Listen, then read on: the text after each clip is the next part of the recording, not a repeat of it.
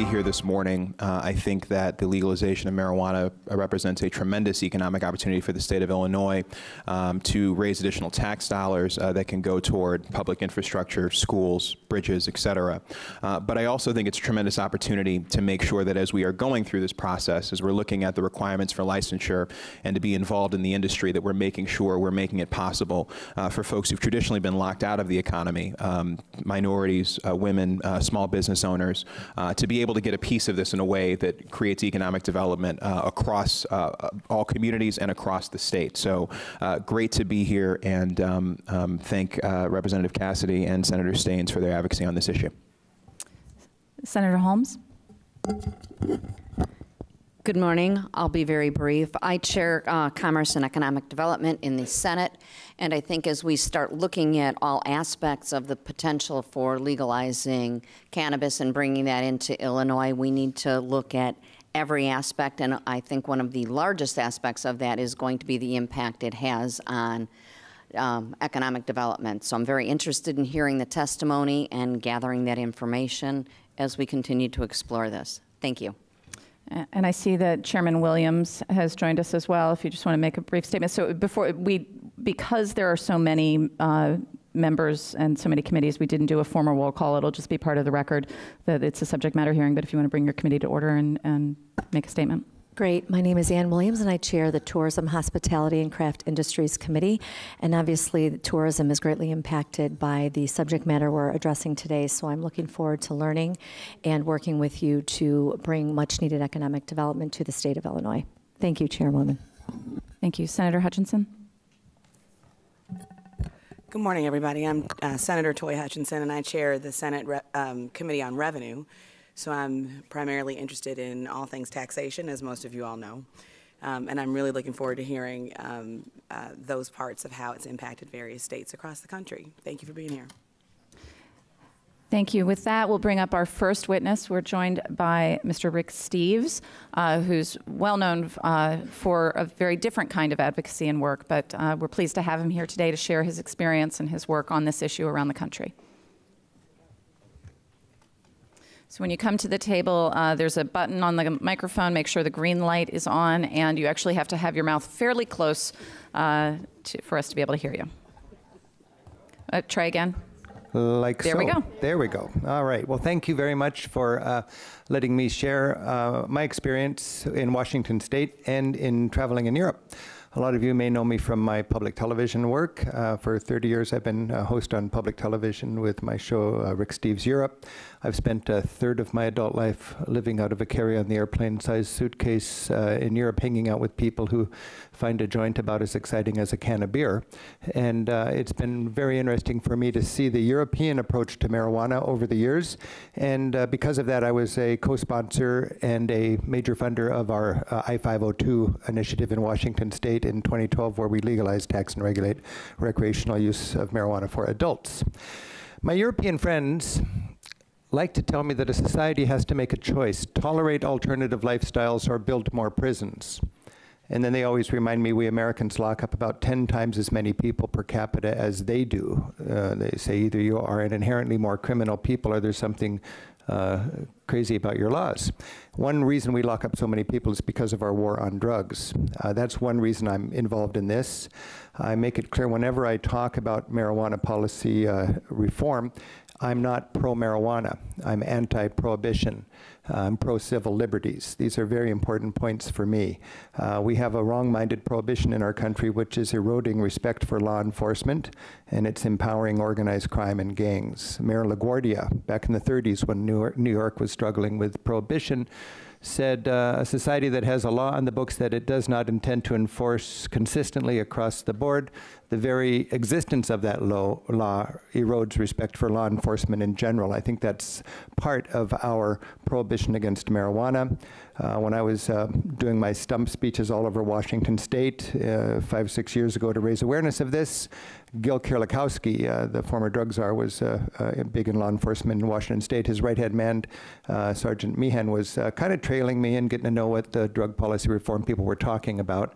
And I got to know him. He's a good guy, Sergeant Meehan. And we had dinner once, and after dinner, he was just kind of candid, and he said, Rick, you're so passionate about this issue, legalizing marijuana. Why does it matter to you? You're a well set up, you know, white guy here in suburban Seattle. You can smoke with discretion for the rest of your life with impunity. And I just thought, that's why I'm into this. This is a racist law. We've got 70,000 Americans in jail right now for nonviolent marijuana offenses. 700,000 are arrested every year. These are not rich white guys like me. They're poor people and black people. There is a serious racist component to our law that I think can be even factored into a discussion on the economics of legalizing marijuana. When we wrote our Washington State Initiative 502, we were really careful to make it not a pro-pot law. California tried that and failed, and I did not want to put my name on a pro-pot law. I wanted a public safety law, and that's what we wrote. Very strict on DUI, very strict on rights of employers to enforce whatever standards they want in their workplace, very strict on keeping marijuana away from minors, and so on. It was a public safety law, and to get this law passed, and remember, 2012 was a different age. I mean, this was a big deal. No political entity had ever done this until Washington and Colorado did, against a lot of resistance. And we had the dream team in our state. And again, it wasn't a bunch of potheads. It was the Republican-appointed federal prosecuting attorney, John McKay. It was our elected city attorney, Pete Holmes. It was legislators in Olympia whose careers were built on public safety and family issues and what was good for children. We were endorsed by the NAACP. We were endorsed by the Children's Alliance.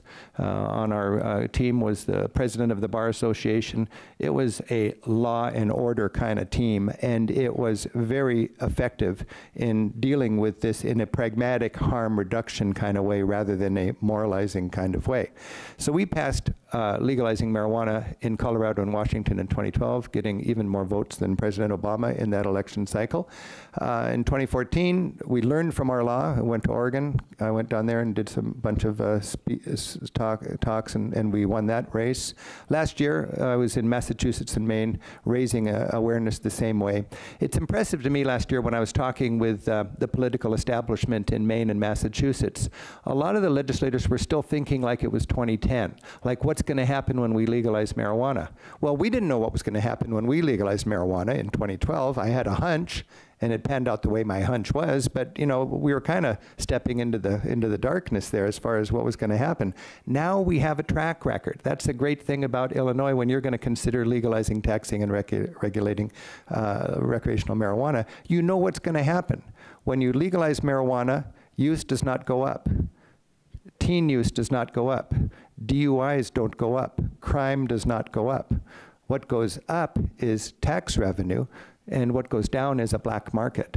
When you think of the economic situation here, back 5-10 years ago, illegal marijuana was rivaling apples as the major cash crop in my state, Washington. And if you know the importance of apples in Washington, that's a big industry. Well, now we have a $1.4 billion legal industry in our state, marijuana, highly taxed. Our governor just got $300 million of tax revenue this year. In 2017, that's what he'll get. And some people might say, well, that's because so many people are smoking pot, you legalized it. No, all the statistics show that much pot was being consumed beforehand, but it was enriching and empowering organized crime and gangs.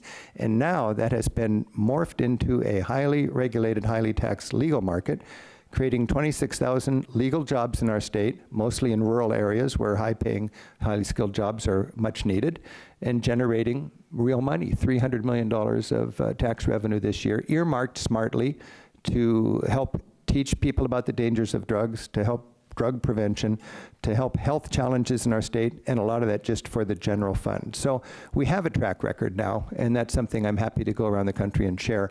I was just talking with our governor, Jay Inslee, a couple of months ago, and he's so thankful he's not arresting 8,000 or 10,000 people this year, and he's really thankful for the tax revenue that we are generating as Washington State has got a pretty well-established legal marijuana market now. And when I look out my window in Edmonds, down the street, it's remarkable to think that really nothing has changed except that there's people not selling marijuana on the streets, they're selling it in legal shops these days.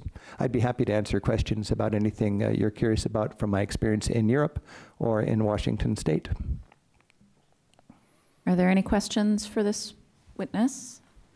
Representative Fortner?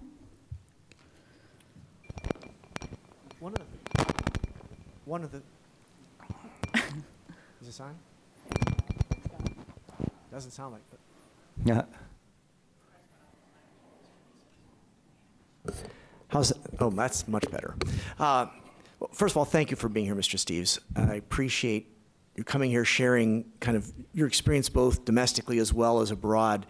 One of the issues I know that Europe has dealt with, which I think is perhaps similar to some of the things we've seen in the United States, is what happens when different jurisdictions adopt different laws. And I know in Europe there's certainly a wide variety of approaches to marijuana laws. I'm more familiar with Germany than I am other countries where I know they just adopted just a medicinal marijuana law. They don't have recreational marijuana, though they have very light enforcement for personal use.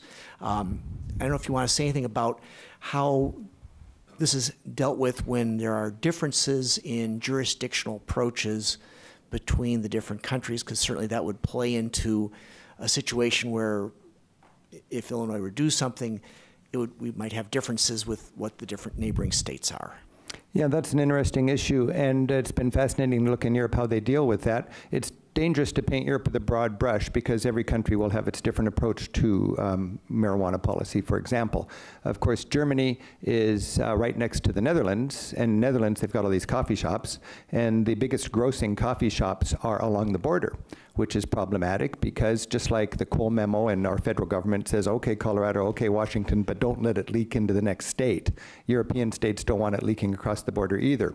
Consequently, in the Netherlands, they have a half-kilo inventory limit. You can only have half a kilo, 1 pound in your inventory in a coffee shop at any one time, because if it was a 5-kilo limit, people could come in and buy 4 kilos and take it over to Germany and run an illegal kind of business that way.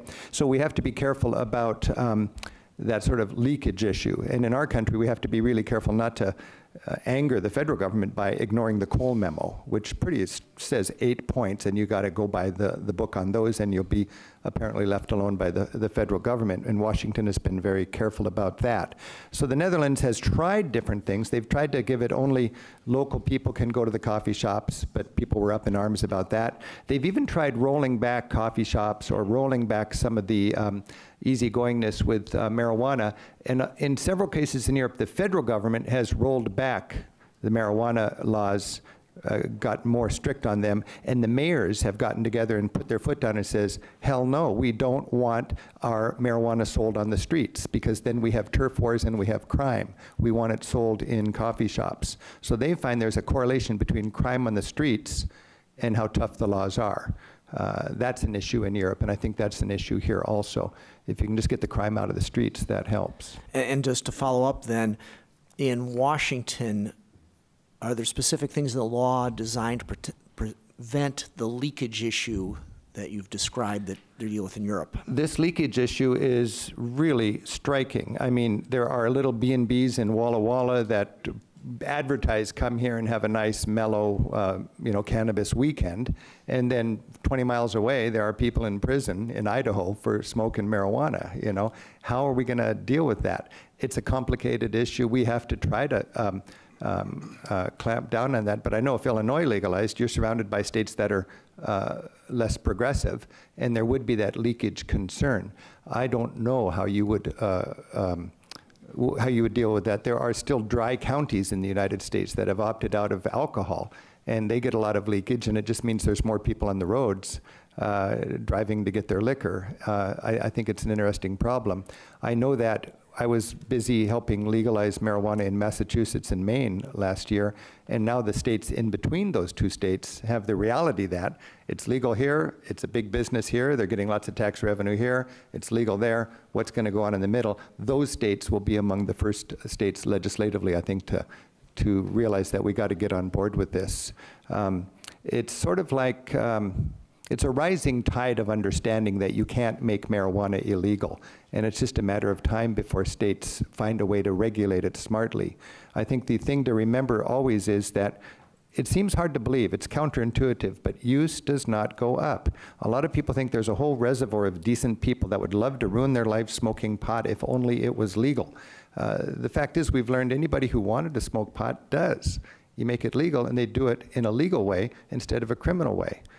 it's not fun to buy your pot from some shady guy in the corner. It's much nicer to go into a highly regulated, highly taxed, brightly lit, very carefully, safeguarded retail outlet to get your marijuana. So it's an evolutionary process, and we're in a rough and tumble stage right now where there are going to be these issues of leakage. I don't know the details on how do you stop leakage, but it's an important issue. And in Washington, we've had to be very, very careful about that. It's not an issue with Oregon anymore. I mean, it was kind of ironic. When we legalized for 2 years ahead of Oregon, there's Portland, and just over the river is Vancouver, Washington. Vancouver, Washington has always been considered a very dull and boring place. Suddenly, marijuana is legal in Vancouver, Washington, and not legal in Portland. And there was that challenge because there was a lot of people actually going across the river for a more relaxed scene about marijuana. Now in Washington and Oregon, there's that equity, and you don't have that issue anymore. Thank you. To that point, Michigan is poised to legalize via ballot initiative this year. So we're actually going to have the opposite experience relatively soon.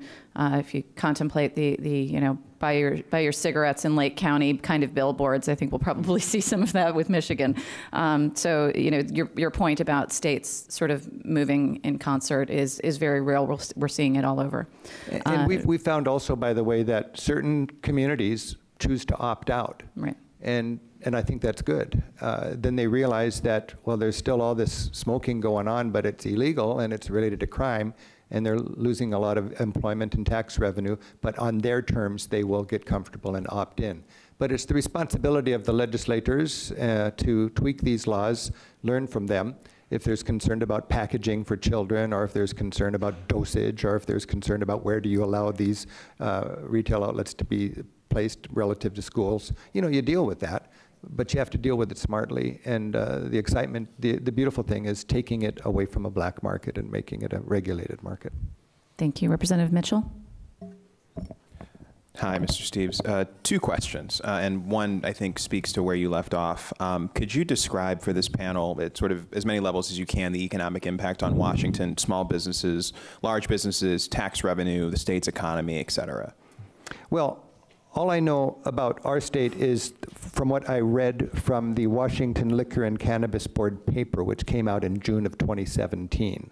And it talks about, we've got 1,300 producers, 500 retailers, very, very strict compliance with all of the Cole memo-related concerns, 98% compliance there. There's such good compliance that a big issue for these businesses is how can we bank if banks won't dare have our money because they're worried about federal regulations because it's illegal from a federal point of view.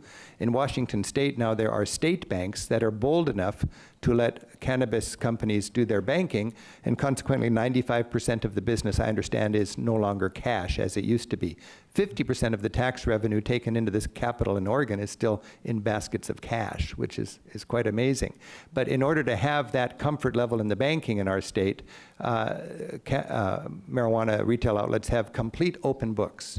A bank can come in and look at every dimension of that. It's just completely wide open, and the people I know in the cannabis industry are just so eager to go by the rules. They're so eager to pay taxes. It's just they want to be part of the legal system. So that's an interesting development, I think. In our state, as I mentioned, it's a $1.4 billion business this year. It grew really fast, but now they think it's going to table off because it really was just a matter of overcoming the black market, which was about 1.4 billion, and now it's going to level.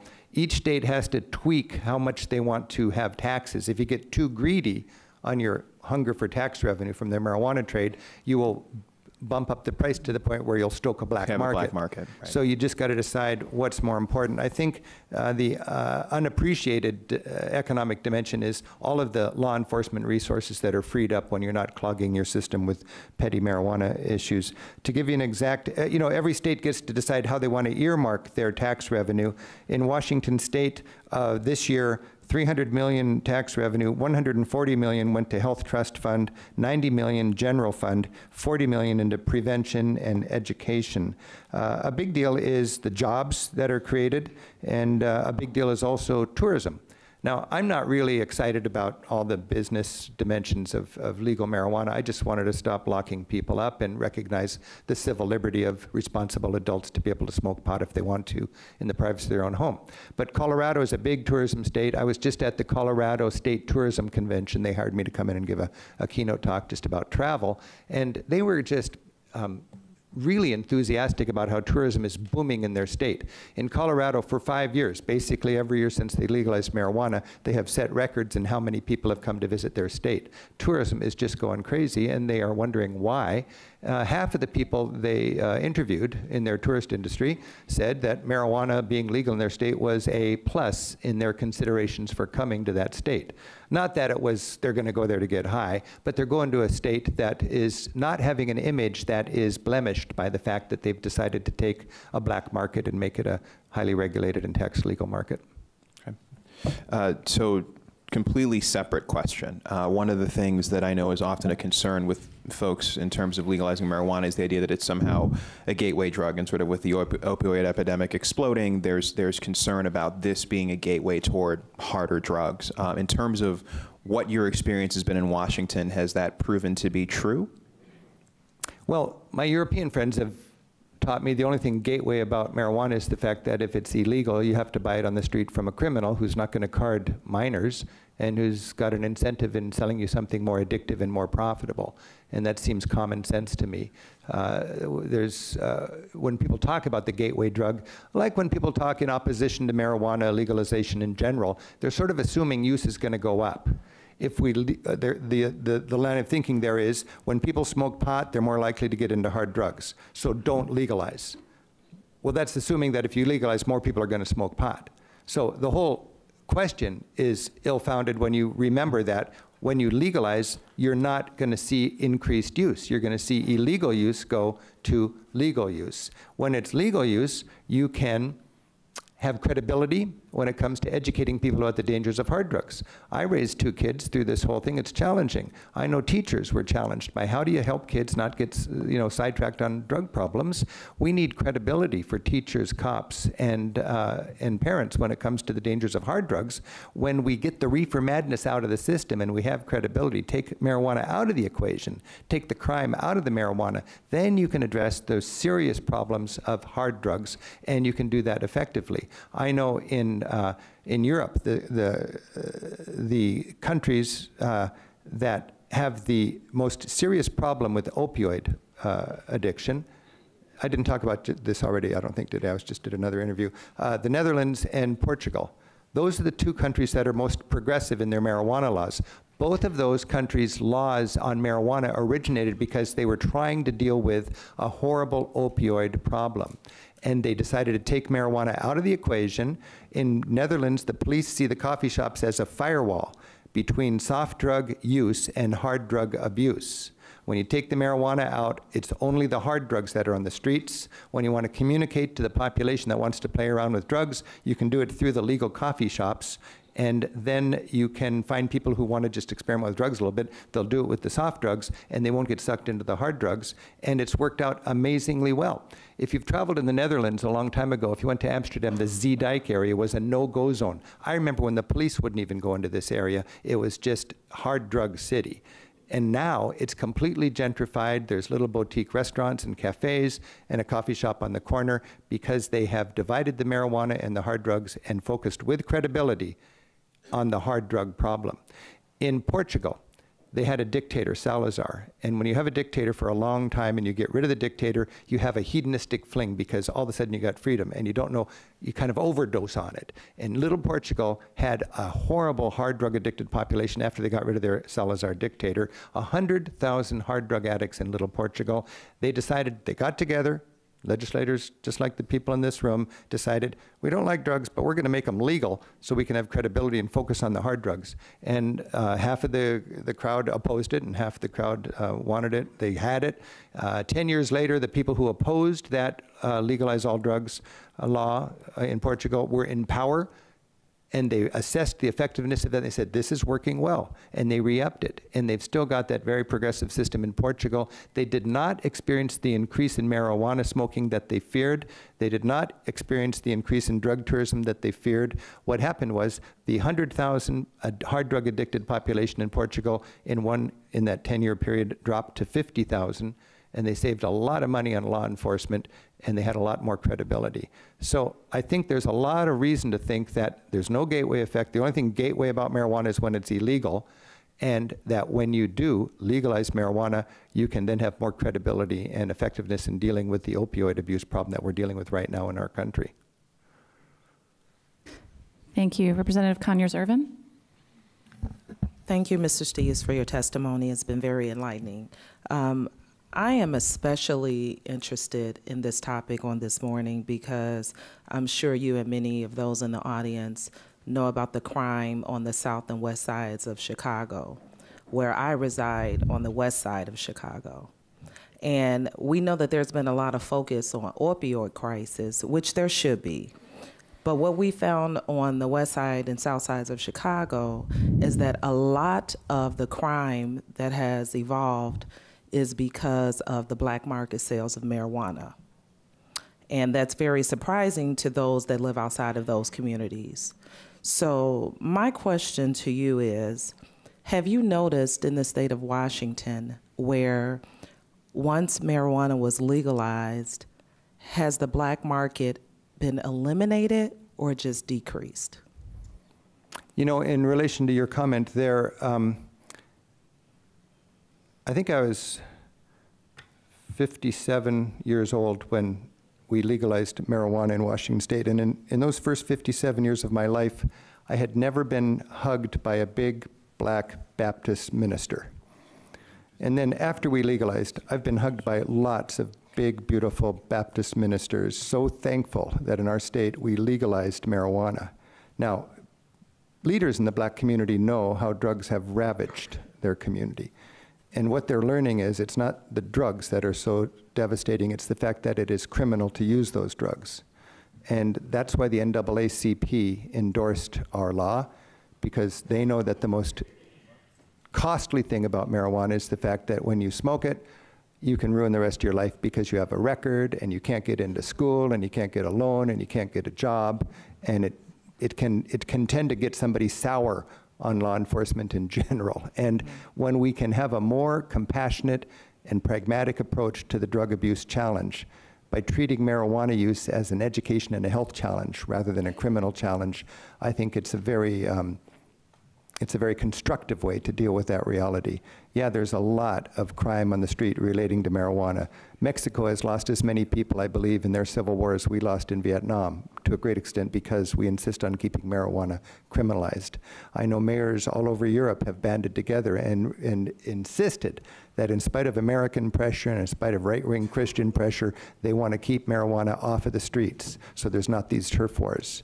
It's really critical when you're interested in safety on the streets to have that European or that pragmatic legalize marijuana and take the crime out of the equation. So in Washington State, it's just odd in Washington State. I drive into my town and there's a green sign that says marijuana plus 21. And it's a marijuana shop. If you're over 21, you can go in there. It's open till late every night. And that's the only difference. You know, you don't notice any other difference. There's less crime, there's less people in jail, and there's money now earmarked for education. We can do amazing things with education. If you consider what we've done with education in regards to approach for young people to tobacco, it's quite a triumph. You can do the same thing with marijuana. And again, the statistics are clear. I find it hard to believe that fewer adolescents are smoking marijuana than before it was legalized, but that's what the statistics are bearing out. So there's been no downside to this when we consider the impact on poor communities, on communities of color, on young people. There's no downside that the statistics are showing us about legalizing marijuana. And one thing that really inspires my passion about this issue is the racism built into our prohibition against marijuana. It's just a very convenient way to disenfranchise black people. If you really want to disenfranchise black people, is to be able to arrest people who have a joint in their pocket. And it's not a healthy thing for a society to do that. And we're learning and we're moving beyond that. And I'm really proud to be a part of that movement. And I'm excited that Illinois might be a leader in taking down this prohibition against marijuana. I want to stress, it's not pro-marijuana. Whenever I talk anywhere, and I talk all over the country, I make it really clear, this is not pro-pot. This is smart. It's not soft on drugs or hard on drugs, it's smart on drugs. And it is knowing that we need to take the crime out of the equation, deal with the reality that there is drugs now and there's going to be drugs tomorrow. How do we deal with this in a smart and pragmatic way?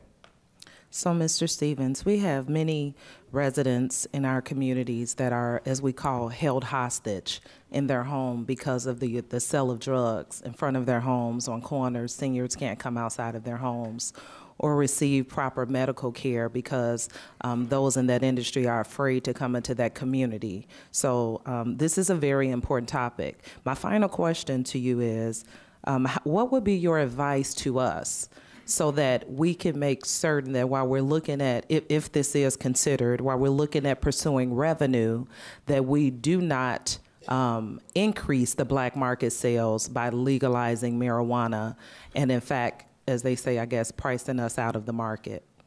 Okay, first of all, when you think, I hadn't even remembered that you have a very serious problem with crime in the streets in Chicago here. It's different than where I live. And if you could just go to the center of Amsterdam 20 years ago, you would have seen the same carnage there. It was amazing. It was just a nightmare. And today you walk into it, it's completely, you know, gourmet little shops, and it's all just amazing. And there's the coffee shop right there where people are smoking pot. It's a progressive wellness approach to drug policy. And in Europe, I've learned so much about that. As far as advice for this state in legalizing marijuana, I would not be too focused on the economic windfall to the underestimate of the economic value of having a public safety law. I think the beauty of this economically is getting rid of the crime, getting rid of the people that are going to jail, getting more credibility for police on the streets to fight hard drug abuse. There are so many secondary economic benefits that they need to be tied in along with how many jobs is this going to create and how much tax revenue is this going to create. I think it's really important to have clearly a public safety law instead of a pro-pot law, to recognize the legitimate fears of people in the suburbs that want nothing to do with marijuana. They wish it would go away, and just to explain to them it's not going to go away. And when we do this law, we're going to have a chance to get a handle on this problem.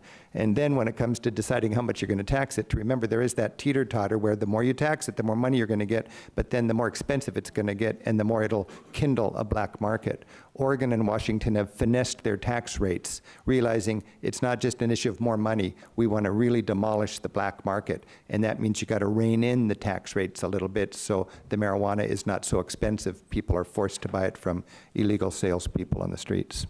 Thank you. And to your point, Representative Conyers-Ervin, we have Representative Dan Pabon on our next panel who can speak to some of the things we learned in our research there. There are counties that have higher tax rates that have not had an impact on their black market, and counties that have been smarter about their tax rates where it's virtually disappeared. So it's very much something that we have to approach thoughtfully with that in mind. Next question is from Representative Ford. Thank you, Madam Chair, and thank you for your testimony. And Madam Chair, if you don't mind, I want to welcome Commissioner Fritchie. Nice seeing you, a former member. My question to you, two. What I fear is if we have a market like this, that it's going to be a big business industry. How do we make sure that individuals like everyday, quote, mom and pop people are included in the industry? Do you have any recommendations to make sure that this is not a big corporate type takeover of an industry? That's a concern that I've been told it's very hard to stop. You know, America's religion is free enterprise.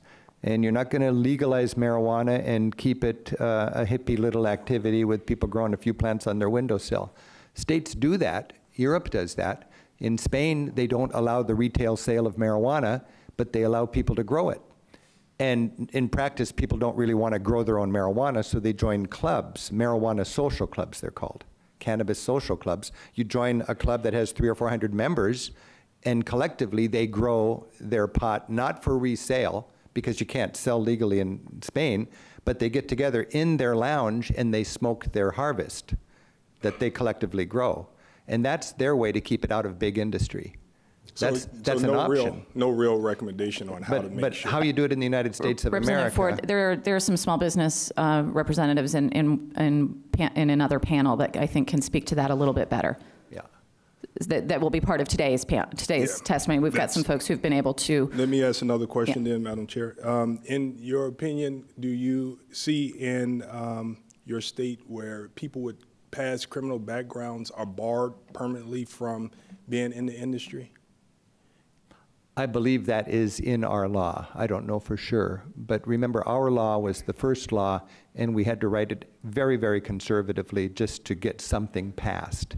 Okay. And the good thing about laws in our country is legislators tweak them over time. So you realize, oh, this was more conservative than it needed to be. Or we didn't notice that somebody could package their marijuana in a way that would attract children or whatever. So you can tweak the law as time goes on. But I'm afraid I don't know. I'm not intimate with the legal experience enough to help you on that. Okay. But I'm with you on this concern about big business and so on, and it's a frustration of mine, and I hope that Illinois can have some constraints in there that would help it to be not just taken over by Joe Camel, because that would be a big problem. All right. Thank you. Mm-hmm. Senator McConkey. Thank you, Madam Chair. Thank you for being here today and bringing your story here. I have not seen lots of data from Washington State. Most of the data that I've seen has been made available to us from Colorado. So, any sort of data that you would have from your state would be welcome. Any place at which you can direct us to. One of the things I'd like to start off with is, as I feel you started your testimony with a bit of a false dichotomy. You indicated at the beginning that we either tolerate alternative lifestyles or build more prisons. Mm-hmm. Actually, we don't do that here in Illinois. It's 2 or 3 years ago now. We actually changed the law so that possession of less than 10 grams, I believe, is a civil penalty, and we encourage treatment for those people who find themselves with some sort of addiction. So we don't have that kind of dichotomy, and I think that that's kind of an unfair representation of what our situation is here. You also insinuated that Europe is unified on this, and from the DEA reports that I have here, that's certainly not the case. We've seen data from England, for example, that has seen dramatic increases in usage and hospitalizations and such, to the point where public references were made from the newspapers and such who advocated for legalization apologizing. We had one paper state it was reversing its decision when the paper called for decriminalization in 1997. 1,600 people were being treated for cannabis addiction. Today, when this article was written, 2007, the number was 22,000. So dramatic increases, in fact, for the number of people who were addicted to marijuana and then having to go through some sort of state-sponsored treatment for it. Also, you've said a number of times in regards to the track record, and again, maybe the Washington State data is different, but I have here a report from the Marijuana Policy Group, who's a pro-legalization group, looking at Colorado, that talks about between 2013 and 2015, the first 2 years after the legalization. I don't have the data further than that, but that use, you said use didn't change, but in Colorado, use increased by 14.1%. So use, at least in Colorado, did increase. You said that crime does not increase. Well, I have the data here from... Between what years did it increase, did you say? So use was 2013 to 2015, according to their report. Mm-hmm. According to Denver city government, you said crime did not increase. There's a crime increase actually in Denver in every category since legalization. Crimes against persons up 55.4%. Crimes against property up 7.7%. Crimes against society up 240%. Other public order crimes up 540%. So at least in Denver, crime has increased. You've also indicated that there's quite an increase in tax revenue. A couple of hearings ago, we had the lady who is in charge of the Colorado regulatory regime, and she made the same statement. And I specifically asked her during that hearing, what's the net benefit, tax revenue to the state? And because she was saying that it's expensive to set up the regulatory regime with the appropriate safeguards to be able to ensure quality and safety throughout the process. She said that without any societal impact, so without increases in hospitalization, Medicaid visits, any sort of other societal costs, just the net revenue above their regulatory regime was only $200 million net a year. What year was that? Well, she spoke earlier this year, so she was referring to current numbers. You've talked about leakage. We know about leakage here in a reverse way, in a very significant fashion with guns. So we have more stringent gun laws in Illinois than our neighboring states do. As has been mentioned, we have a great deal of crime here in Chicago. A recent report, I think it was in the Sun-Times, said that 60% of the firearms recovered come from out of state. So we have already a trafficking issue that we're a victim of currently here in this state. And we have to take this very seriously because there's already trafficking in that manner. We need to be careful in regards to our responsibility to our neighboring states, that if we're going to legalize something, how are we going to prevent that sort of reverse trafficking? And lastly, you've made a comment in regards to the disappearance of the black market. I would also point to data from Colorado, in which was given to us from the lady who came and spoke here. Oh, and she said, quote, "There is still a black market in Colorado. Right now, we're providing 75% of the demand in regular market. One major problem is the, quote, gray market where marijuana is cultivated legally but sold illegally." So there's been a number of kind of broad brush statements that you've made, but the data that we have, at least from Colorado, does not bear that out. So is Washington different than this state? And what is it that we would do in legalizing it to avoid the pitfalls that do exist elsewhere? Well, you can pick a lot of statistics, and that's the frustrating thing in drug policy discussions, is people use this statistic to make this point, and they'll pick it and that statistic to make another point. I think it would be reasonable to think that in the first 2 years after they legalize marijuana in Colorado, the use would creep up at 14%, like you're saying.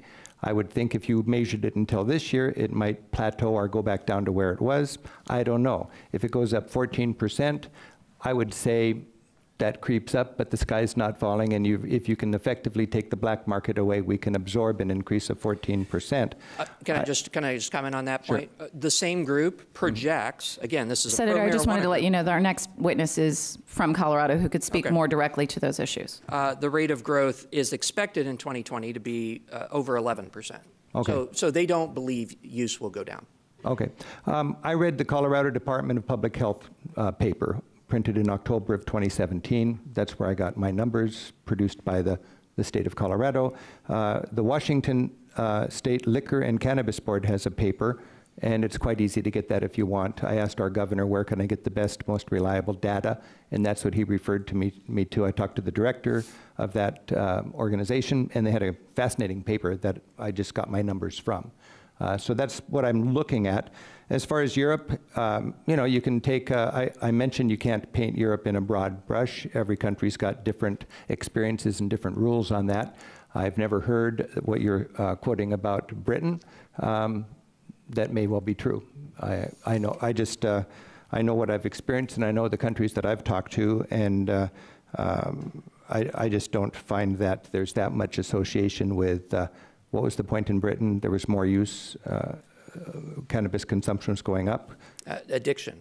Addiction to what? To cannabis. Cannabis addiction had gone up from 1,600 incidences per people being treated to over 22,000. Okay, well, you know, this is a big debate if you can even be addicted to cannabis, and if they've got that statistic there. I just think it's important to, when we look at this, to not look at people who have an agenda with the way they choose their statistics, either pro or con on this issue, and try to get a sense of the big picture. When I was talking about toleration, I didn't know a specific state situation. I'm talking about in general. To me, when Illinois legalizes marijuana, it's doing a favor for the entire United States of America. Because we are a country that is plagued by mass incarceration problems. We lock up more than any other civilized country on the planet, and to a great extent, that's because of our insistence on keeping marijuana illegal. It's great that Illinois is not a part of that problem.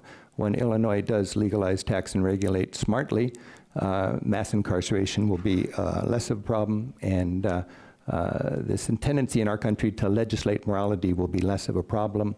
We'll have a more tolerant society, and I think that'll be better for the nation as a whole. Well, thank you for your time. What I'd like to just end by saying is that you made some very broad brush statements in regards to data, as far and that there was the impact of it and such. And I was able in 5 minutes to pull out data from the DEA, from the state that didn't square with the broad brushes that you were making. And so I would just encourage us to be careful. Oh, you do have to be careful with data. I guess the main thing I can say is my governor is not pro-marijuana by any stretch of the imagination. He's lived with this for our state for 4 years now, and he's thankful that we succeeded in 2012, and he is satisfied that this is better than what we had before in Washington State. Exactly what the statistics are, you could debate depending on where you want to go for your statistics to bolster your, preconceptions. But our governor has had to live with it, and he thinks that $300 million is a good thing in tax revenue. And if the black market is not completely gone, but 75% gone, he's happy with that. He's convinced that driving safety on the roads is not an issue. He's happy that gateway into hard drugs is not an issue. And he's all on board now after 4 years of experience. Well, so I mean, we can learn from this. You have your experiences. I have mine, in which that I dealt just today with a constituent who is having issues getting medical marijuana because she's dying of stage 4 cancer. And we're trying to help her to be able to get that because she didn't like using oxycodone. She didn't like having to be on those opiates. And so we're just trying to help her in regards to that. And I, was glad to do that.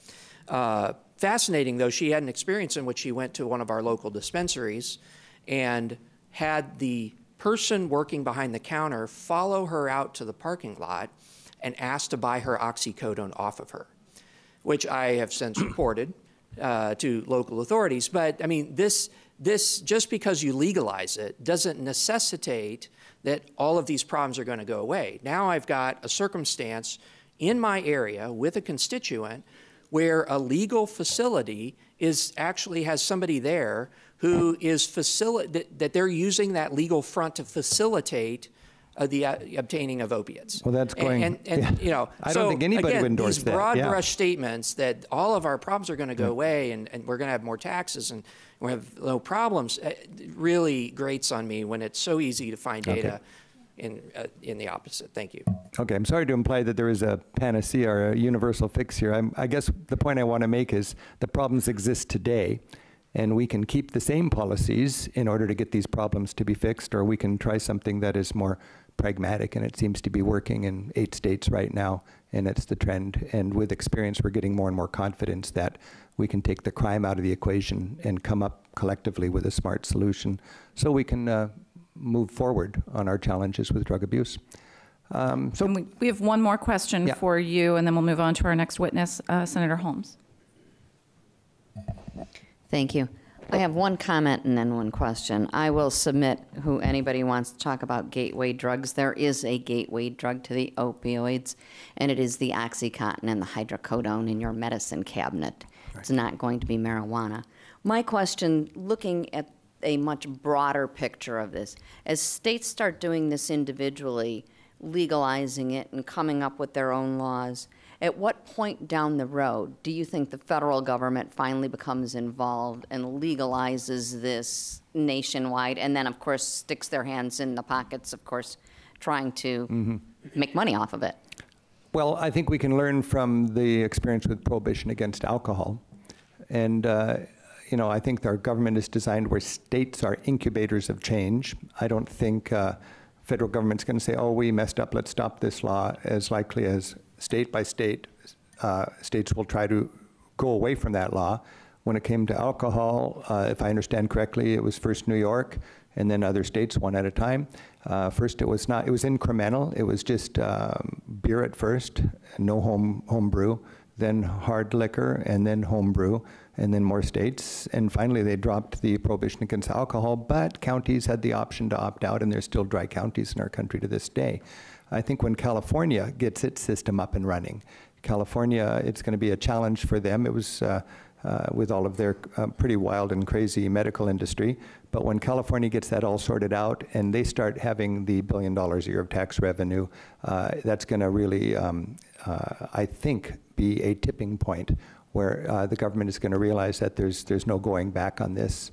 I think it's harder for our government to assert this United Nations treaty that requires us to wage trade sanctions on countries that legalize marijuana when half of our country is legalizing marijuana itself. So we're going to see more and more countries having the bold ability to go against our government's interest in keeping marijuana illegal.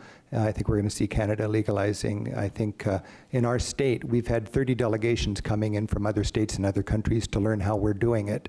And there's more and more experience and more confidence. So it'll be an interesting thing to see how it unfolds. But when it reaches a certain point, I think the federal government will realize that this is inevitability and they will join in. But I don't know. You would know better than me. And to the point raised by Senator McConkey, I just want to make clear that these first of all, the background checks required of the employees in these facilities are incredibly strict. And if what was reported to you is true, that person should no longer be employed there. But you know, the investments that these folks have made and the risk to their livelihood is so great. It's challenging to imagine that somebody would have gotten through the filters in the first place. But if that's true, I would support you in saying that that person should no longer be employed in the industry. All right. We really appreciate your time here today with us, Mr. Steves. And my son is a true passionate follower of your podcast on travel as well. Thank you very much for your testimony. Thank you very much. And taking your time. And happy travels, everybody. Enjoy the rest of your time here in Illinois. I will. All right, we're going to ask, we're going to have two folks come up next, Colorado Representative Dan Pabon and Adam Orens, who is with the Marijuana Policy Group, also based in Denver. So why don't you come up? We will ask each of them to present their testimony, and then we'll open it up for question and answers to either of them, as the senators and representatives here would like to do. Thank you very much. Representative Pabon, why don't you go ahead and introduce yourself first for the record and give your testimony, and then we'll move on to Mr. Orens. Thanks. Thank you, Madam Chair, members of the Illinois Legislature. It's a real honor and pleasure to be with you this morning here in the land of Lincoln, hailing from the Centennial State of Colorado. Many of the discussions that you've had thus far are the right discussions to have. It is been a very interesting 5 years in the state of Colorado, where I chaired the Joint Select Committee for Implementation of Amendment 64, which was the amendment that legalized recreational marijuana. And that initiative is 5 years old this month. It's also the same age as my son, who turned 5 years old on Monday. And that's an important fact for this committee because it explains a lot about why I got involved in the implementation of cannabis in Colorado. So in 2012, when there was discussion and debate about whether or not Colorado should legalize recreational marijuana, I can say this with no hesitation.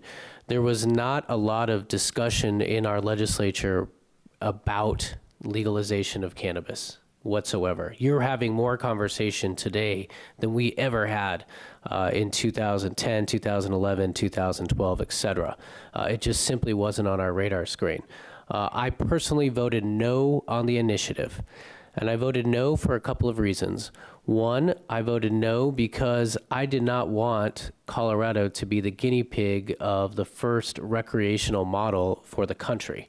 We had no background, we had no experience, and I didn't want there to be any negative impacts on the view of our state from the outside world. That was in contradiction to 55% of the Coloradans who supported the initiative, more votes than Barack Obama got. And in my district, 2/3 of the members, my constituents, voted yes to support recreational marijuana in Colorado. So after that passed, and my son, who was born just 3 weeks later, I thought that he was going to be raised in a completely new world, in a completely new environment, and I was worried about how recreational cannabis was going to affect his upbringing. And so that's what inspired me or spawned me or pushed me to make sure that the laws and the regulations that we put in place held basically three components in their implementation: to protect kids and keep criminals and cartels out of cannabis. And that was our North Star. And so many of the conversations I think you're having today are those exact same conversations. How do we protect children from getting access or increasing their youth? How do we make sure that criminals don't have access to this product and continue to proliferate in the black market? I'm glad and I'm happy that you're having those conversations today, because those are the conversations that we had in 2012. Now, marijuana in Colorado is like marijuana anywhere else. It's a proxy for what is either good in the world or bad in the world, and it just depends on your perspective. So, for example, many outside observers attribute marijuana for why Colorado has a 2.3% unemployment rate and one of the most robust economies in the union. Those of us who know attribute our success to 30 years of diversifying our economy and putting a lot of work into our infrastructure and higher education system. At the same time, marijuana is blamed for our chronic homeless problem, which existed long before marijuana became legalized. And many taxpayers wonder why the roads aren't better, the schools aren't gleaming, and the traffic is so bad, because we are making all of this marijuana money. And so the reason that I'm here with you today, I think, is as a colleague. I have the same thoughts and calculations, demands, constituencies, questions that many of you do. And I hope I can shed some light on why we did some of the things we did and why we didn't do some of the things we did. I'll conclude my testimony by giving you even more of my background. So I chair the Finance Committee in the Colorado House of Representatives. I worry about the taxation levels of our state of Colorado on a regular and constant basis. I also serve on the Appropriations Committee in Colorado, and I have done so for the last 7 years. So the issues about taxation and revenues and how this is going to pay for itself are something that I've spent the last 5 years thinking about in great detail. Let me tell you, in conclusion, two of the things that Colorado did wrong, and I think actually most states have done wrong, and so this is one of the pillars or platforms of my advice. Many people ask me what's happening with the black market in Colorado, and I'll go into that in greater detail. But the fact of the matter is, we never knew the size of the black market when we started. None of us had data to support any knowledge of how much cannabis was being consumed, who was consuming it, at what frequency in the black market. We didn't know, honestly, how many folks were driving behind the wheel impaired under marijuana. We never kept those kinds of statistics. I could go on and on and on. But the bottom line is we did not have a baseline of data by which to measure a whole lot of change, significant change or not, in Colorado. And I assume that's the same for Illinois or for Texas or for any country in the union. If you don't have a baseline by which you understand what's going on in your own backyard, it's really hard to attribute any change in that environment, in this case, the regulation of marijuana, and whether or not there's any statistical significance in those changes. So I would recommend, regardless of what you do today, that you start putting resources into studying the data that exists. And that way, when any of these conversations come up about increased youth use or more driving under the influence or black market decrease, you can say to those people, and really the people that we're talking about aren't the 5% or 10% of the population that is using cannabis right now. It's the 90% that don't use cannabis, aren't really interested in it, don't have a desire or look at it in any other lens, through a criminal justice lens or a public safety lens. But these are taxpayers who aren't necessarily consuming cannabis. You've got to make the case to them about why this is a good idea. And I think when you can explain to them that the black market has been reduced, and therefore police officers are being used more efficiently and more effectively in other roles, if you can demonstrate that youth use has indeed stayed the same or gone down, which is what we've seen in Colorado, then you can explain to those who are unaffiliated with the industry or the cannabis use, and demonstrate why this is still a good idea for them. The other thing that we did not do well in Colorado is invest in the research and development of cannabis science.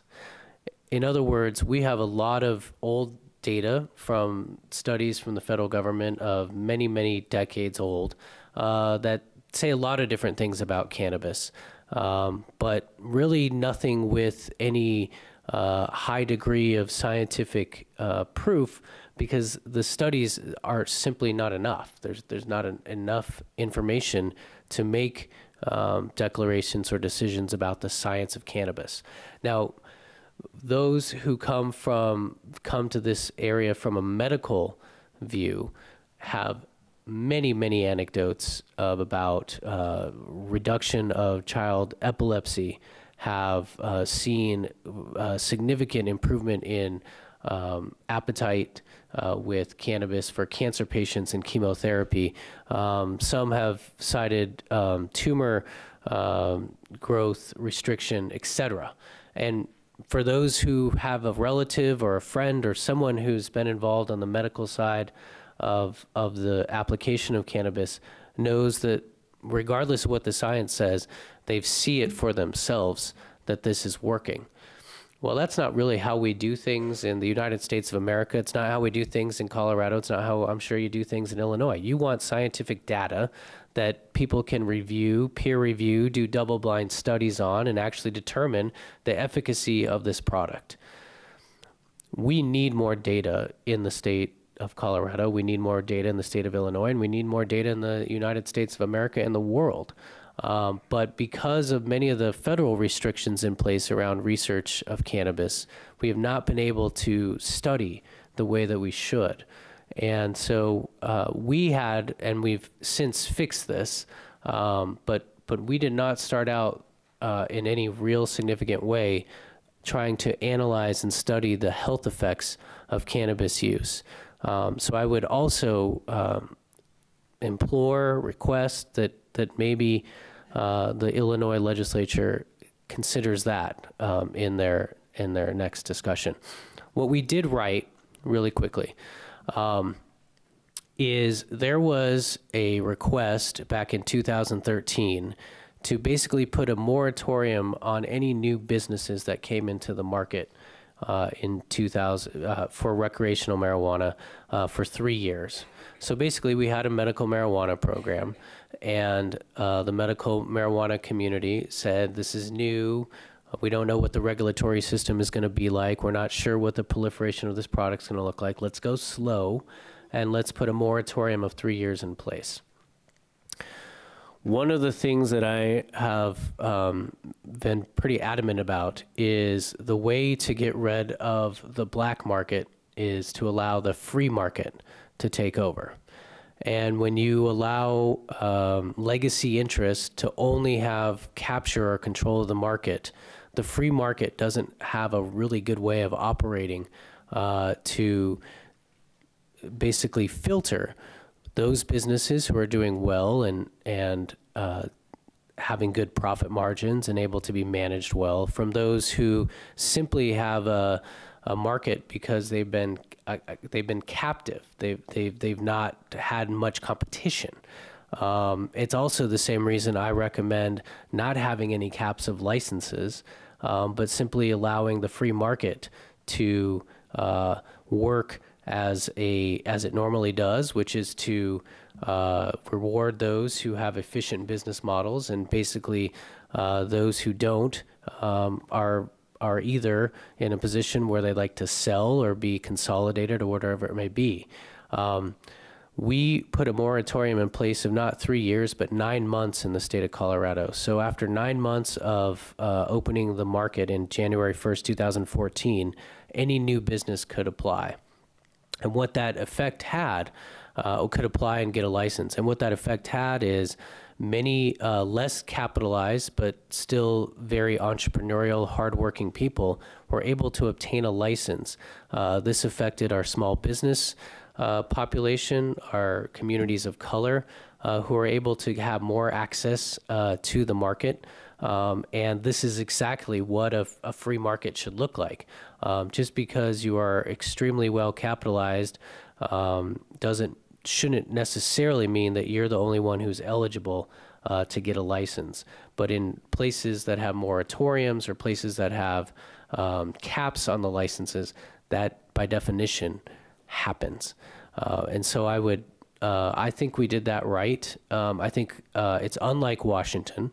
It's unlike most states, and Colorado, I think, is something that we can look at still today in 2017, see small business owners operating, large business owners, many derivative businesses that have come out of that market. And it really is a free-flowing market where the production and the use is well controlled, not by the government, not by any particular regulation, but by the market itself. Thank you very much. Mr. Orens, go ahead and introduce yourself for the record and proceed with your testimony. Hello. Thank you very much for having me. My name is Adam Orens. I'm co-founder of the Marijuana Policy Group. I'm from Denver, Colorado. My training is as an economist, public policy and public finance consultant. I was doing that work for 15 years before pivoting my existing practice into cannabis. And so we started our firm while working for the state of Colorado. We have been hired to quantify the market size of cannabis for the state of Colorado, for the Marijuana Enforcement Division, and for the Colorado Department of Revenue. I know you've heard from representatives from both of those groups in previous meetings that you have. We do demand studies. We've done the first economic impact study that I'll share with you some results on the cannabis industry in Colorado. And some of the work we do for the state is we help them by using their track and trace system, their seed to sale monitoring system, understand supply, demand, understand market dynamics so that they can adhere to the requirements of the federal government in the Cole Memorandum. So we look at the seed to sale data. We'll be coming out with a big report that mined it for the first few years of the market, first quarter next year. And there'll be a lot of interesting information coming to light for the first time at that time when we release it. But, you know, overall, what I've seen in Colorado since working with the state since 2014 is a robust and complete regulatory system, that there are shared duties between state government, local government, that the government regulates agriculture, zoning, dosing, packaging, security, requirements on who can buy the product and who is not allowed to buy the product, food safety, a lot of things the state had to step in and take the regulatory purview of federal agencies that would normally be regulating things like pesticide application, and state departments like the Department of Agriculture has stepped in and done that work. As Dan mentioned too, there are a number of things we didn't get right the first time, but one thing Colorado has done very well, and I encourage you in Illinois to do, is we've had what's called a rulemaking process where the state regulatory body, when they want to change something, they invite everybody in from all sides of the issue. And I'll give an example on packaging, labeling, and dosing of edibles. When we first legalized adult use cannabis in Colorado, we had a framework of medical marijuana regulations that we relied upon, and we allowed dosing of certain amounts with medical patients in mind. But now, when it was legalized for adult use, a whole different crowd of people were now allowed to buy this. And so what came from that was a series of changes where they had a set serving size of THC at 10 milligrams, and packages had to adhere to either 10 milligrams or 100 milligrams of individual pieces. And in the rulemaking process, they brought people from a group called Smart Colorado, which is the anti-cannabis regulation taxation group. They brought legal, they brought industry representatives, they brought economists like myself, and they all hashed out how this should be. So I would advise you to keep these dialogues open, and your rules, if you go through with this as a state, you won't get it right the first time either, and you will have to make adjustments as you go. And I think looking at the rulemaking process that came out of the state of Colorado and the way that they've adjusted their rules, and they continue to, I think is a great model for others to look at. So another thing that's important about Colorado is there's a lot of local determination. Dan mentioned there's no license caps, but through this, there's no overtly stated license caps, but through zoning and land use, and certain counties have opted out, certain cities have opted out. They've decided as a voting populace that they do not want cannabis facilities of any kind in their community, and that's what they do. And that indirectly limits the amount of businesses that are in the state of Colorado, because there's only so many places they can locate. You have certain versions of this here with your medical regulations, I know. So that relatively open licensing, I think, has benefited the state and has allowed in-state entrepreneurs to start businesses. I think there is then, these businesses start to grow, and now we're seeing some consolidation where, the best operators are being rewarded because they are able to most efficiently manage the complex compliance, the location of where their sales are going to be greatest, and we're seeing some consolidation. But that also comes with increased compliance in general. When people have a lot of money on the line, what you see is, in general, they become followers of the rules because they have so much to lose and so much at stake. So I came here also to present some numbers on sales, on economic impacts that we've observed in Colorado through our various studies for the state and for our other constituents. So in Colorado, the past few years, we've seen sales at $700 million to start, about $669 million in 2014. Last year, that grew to about $1.3 billion in top-line sales, and this year we expect it to eclipse $1.5 billion. this has been unbelievably fast growth for a market, something that you don't really see in any other market. And it's because this market already existed. This market was there. It was just unregulated and untaxed. And you've seen a very fast absorption rate from the black market into the regulated market over the past few years. It's even absorbed, and the sales have grown quicker than we would have anticipated. Prices have also gone down, and that's very important. Taxing this at the right level, having the cost of production and other regulatory burdens in the right place. There's a balance for that, right? Because having having a certain degree of regulations protects the public, and that needs to be there.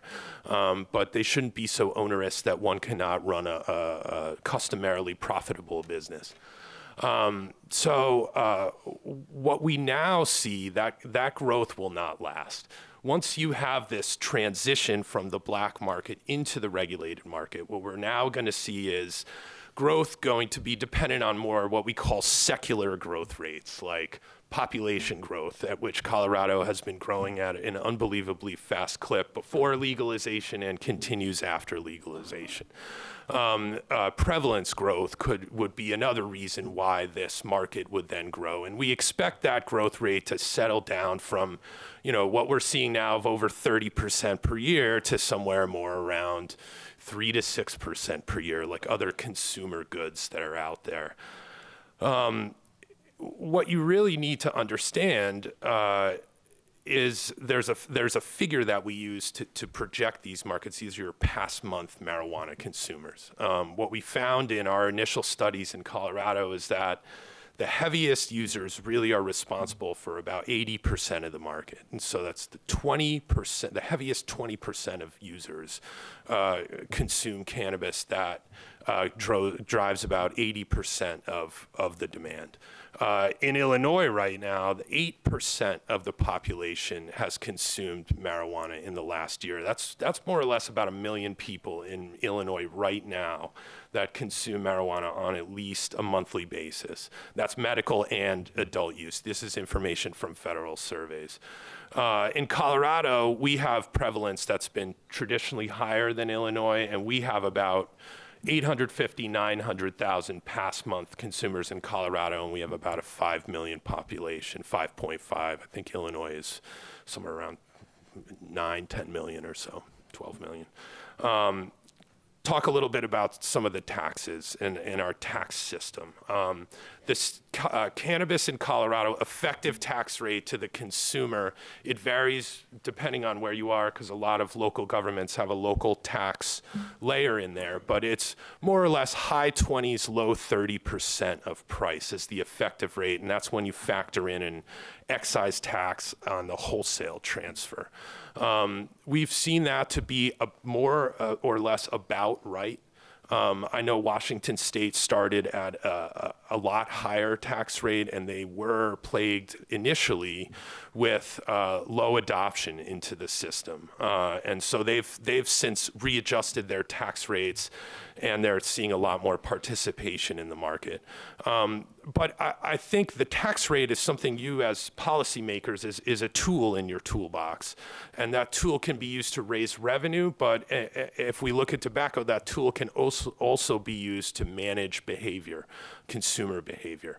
And so something that we like to recommend is, one, you need to clearly state the goals of this legislation. And if this legislation has as one of its goals to eliminate illicit activity in an illicit market, then you have to be considerate of a tax rate in order to make sure that there is price parity.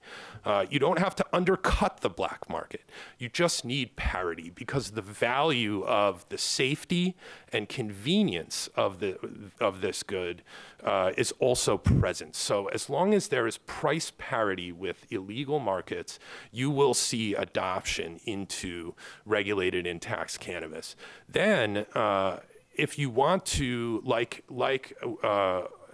every jurisdiction in the country does pretty much with tobacco, you then use that tax rate to discourage use after everybody is already participating in the market. So that's what we did with tobacco, and that could be something to consider, that, you know, as legislatures, it's a tool that you can use, but maybe not wanting to come in with such a heavy-handed and a high tax rate to start with is something to be considerate about, I think.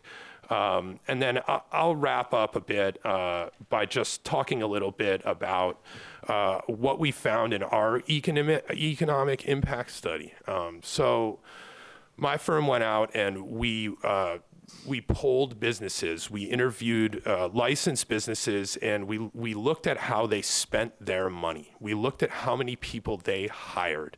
We looked at salaries of those people. We developed production functions. It's a little economist speak, pardon me, but production functions for each of 3 new economic sectors for cannabis processing, cannabis retailing, and cannabis cultivation. We then grafted those functions onto the economy of Colorado, the economic accounts, and we made what's called an input-output model. And so that traces the spillover effects that everybody likes to talk about. And we saw that because of this current federal policy picture, there are no porous borders for product to cross. So every element of the supply chain of these 3 economic sectors had to exist within the state of Colorado. You also saw, due to our early laws, that a lot of the ownership of these companies was required to be also within the state of Colorado. And so when you look at this industry compared to others, the industry has a very high, what we call an economic multiplier. It buys local itself. It has to hire locally. It doesn't have remote workers because of the employee background and check requirements. And a lot of ownership was required to be within the state. And so what you saw was that this had spillover economic effects more than about 90% of the other industries in the state. And so when you know, we had a $1.3 billion sales amount in Colorado, it really produced about $3 billion in economic activity when you factor in real estate, restaurant jobs, direct supply jobs like compressed gases, like security services, packaging, those kinds of jobs. Professional services, accountants, lawyers are all in demand by this industry. What you also saw in Denver, because it was more of a fast mover, is there's a lot of tech type jobs and companies that are looking to address this industry with a national scale. And our numbers did not account for that because their sales are not based on the demand of cannabis within the state. So what you see going on in Denver is, I looked at the news this morning and saw a tech company had a funding round of $8 million completed this morning. And there are a lot of other stories like that where there are entrepreneurs that are either from Colorado or moving to Colorado, see it as a place where they can develop tech products to serve this industry. And it's another thing that we've seen. So on the job side, last year we saw 15,000 direct full-time equivalents. That's about I don't know, probably 2/3 of what's badged. We have badges for them, and that's how many people have employment permits. But this is on a full-time equivalent basis, so we saw about 15,000 direct jobs and about 23,500 total jobs when you account for the ancillary impacts and the income spending of those that work in the industry. You've also seen about $250 million in taxes we expect to be coming in this year, collected by the state, which they divvy up to to funding, and that's taxes and fees, by the way, for funding regulation and enforcement, and then also for basically discretionary programs. In our enabling legislation, we had about $40 million earmarked for a school construction grant fund that comes from our excise tax. Additional funds go to the public school fund. They go to public health, substance abuse, education programs, and there's a local share as well. One notable county, Pueblo County, in southern Colorado, uses some of their tax money to fund a scholarship program to send worthy students to in-state schools.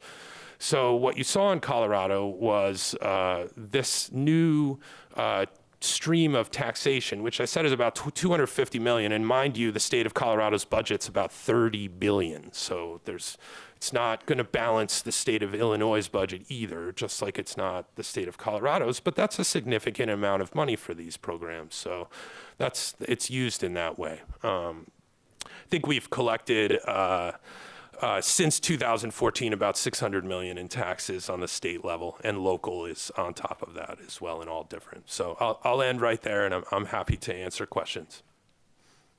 All right, thank you very much for each of your presentations. We have a question first from Senator Holmes and Representative Martwick.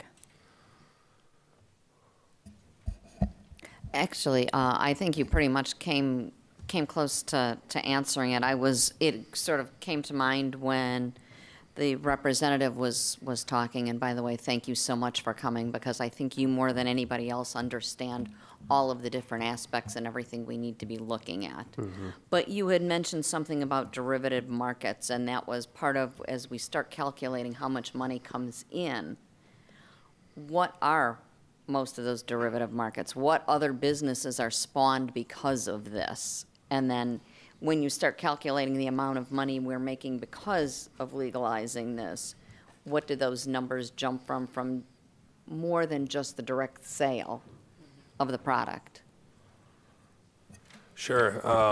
So, I mean, in general, I listed a couple, but you see security services, you see transport services. The state of Colorado has recently licensed a certain class of specialized secure transport services for this. So, you know, there are certain, just because of how it's regulated and how that product has to be brought to market, there are cottage industries that have sprouted up, like a certain class of security company that is not like others. And then you'll see, like I said, professional services. You'll see environmental architects. I think one thing that doesn't get talked about a lot in Denver was there was a very soft commercial real estate market in 2010, 2011.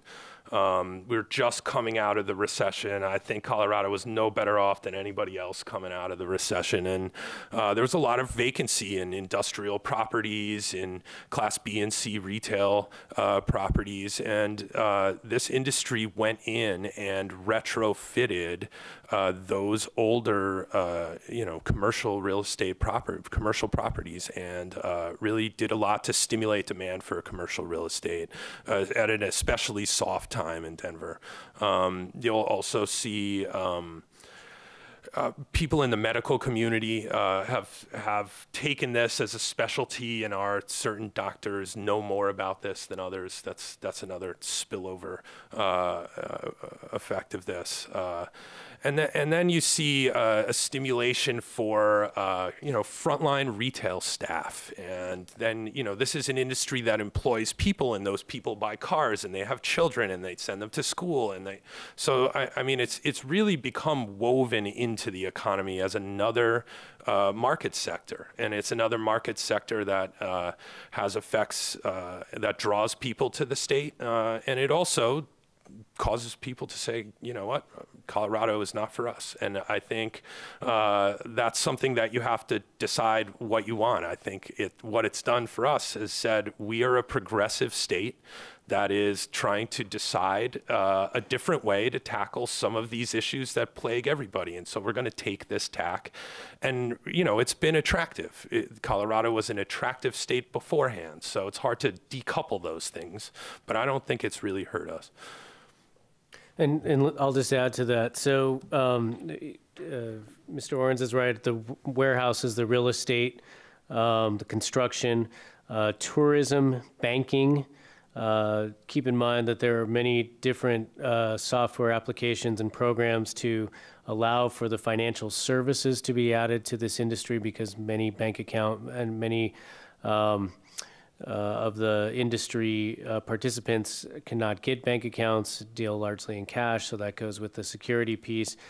Greenhouses, greenhouse, HVAC, turnkey systems, making sure that humidity and temperature and everything is very controlled.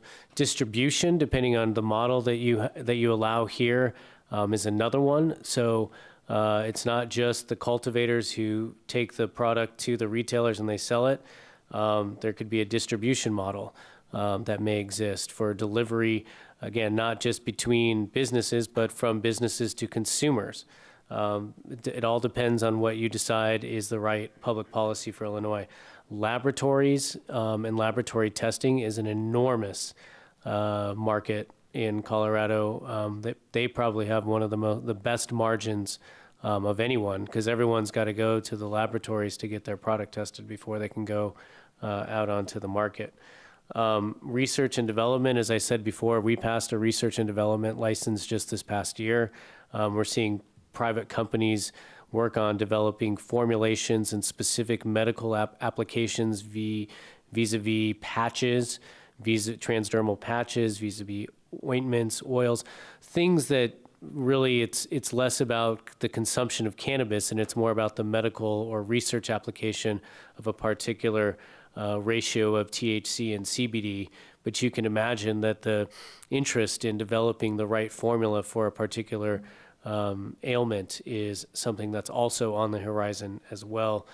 Cannabis consumption clubs, we don't kind of have them in Colorado. They're not officially regulated, but that's a derivative market that would come out of this. And I'd be remiss if I didn't mention culinary interest as well. Even Illinois has a Kitchen Toke, which is a new magazine, as I understand it, that's highlighting culinary experiences with cannabis all over the country. So you name it, I think it exists, and it is a very vibrant entrepreneurial setting, I think, in Colorado, and is reflective of the interest we have in developing not necessarily cannabis, but just new business opportunities in our state. All right, Representative Martwick, and then Senator McConkey. Thank you, Madam Chairwoman. Representative, so let me just recap. So you, when this initiative came to Colorado, you were opposed. I wasn't. I voted no. You voted no. I wasn't like publicly opposed. I just voted no on the initiative. Okay, very good. Now, I'm fascinated by the talk of statistics and data since this has been. I myself have read a number of articles, which I always find fascinating, because some tout data and statistics that show all the good that's coming from this, and then others, as we've heard, tout all the bad that's coming from it. And so I'm wondering if you can give some perspective to those numbers. What you said in your testimony, which I found fascinating, was without a baseline that you couldn't, is that the takeaway that you want us to have, is that there is no accurate data statistics about how this has affected crime, societal problems that might be associated with that? Is that your takeaway?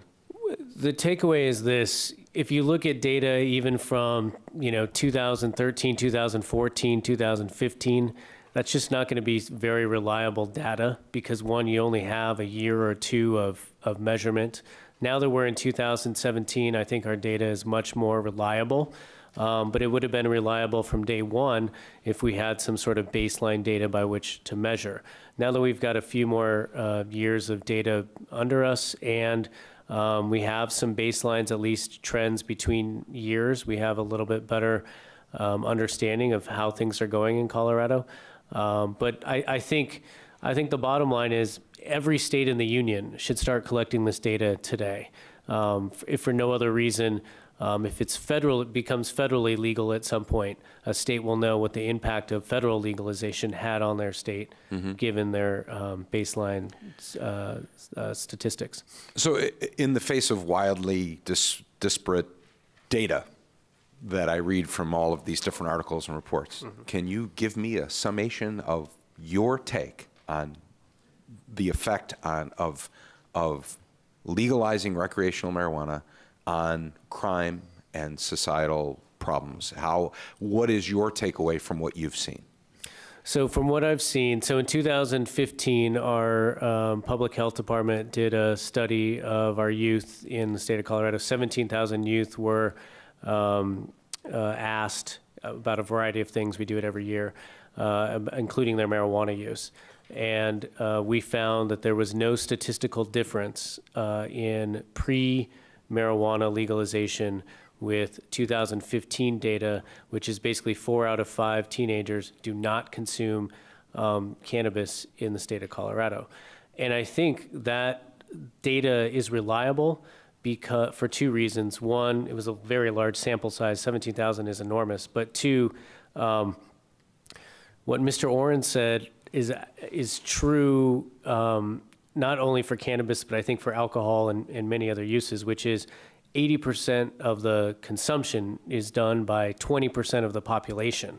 And so when you square those 2 numbers together, that makes sense, and I think is a verifiable number. That's answer 1. 2, as far as crime and black market reduction, let's just use that as a proxy. One of the things that we did, and again, this kind of goes back to the free market idea, was that after a while, from 2014-15, you could start to see what businesses were not legitimately able to keep their sales up, were not having the customer demand that other dispensaries were.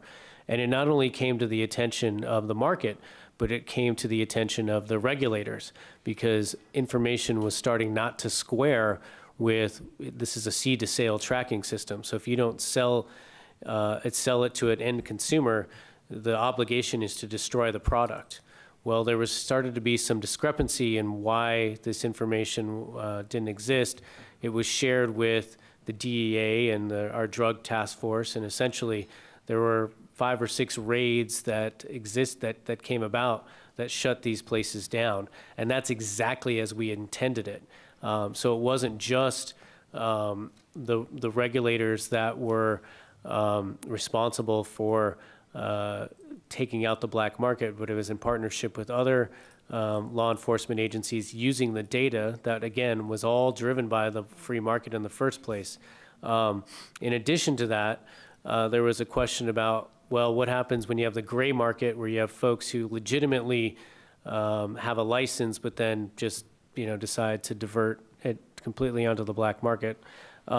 We invested, because of our revenues from the regulated market, $6 million this last year in addressing the gray market issue.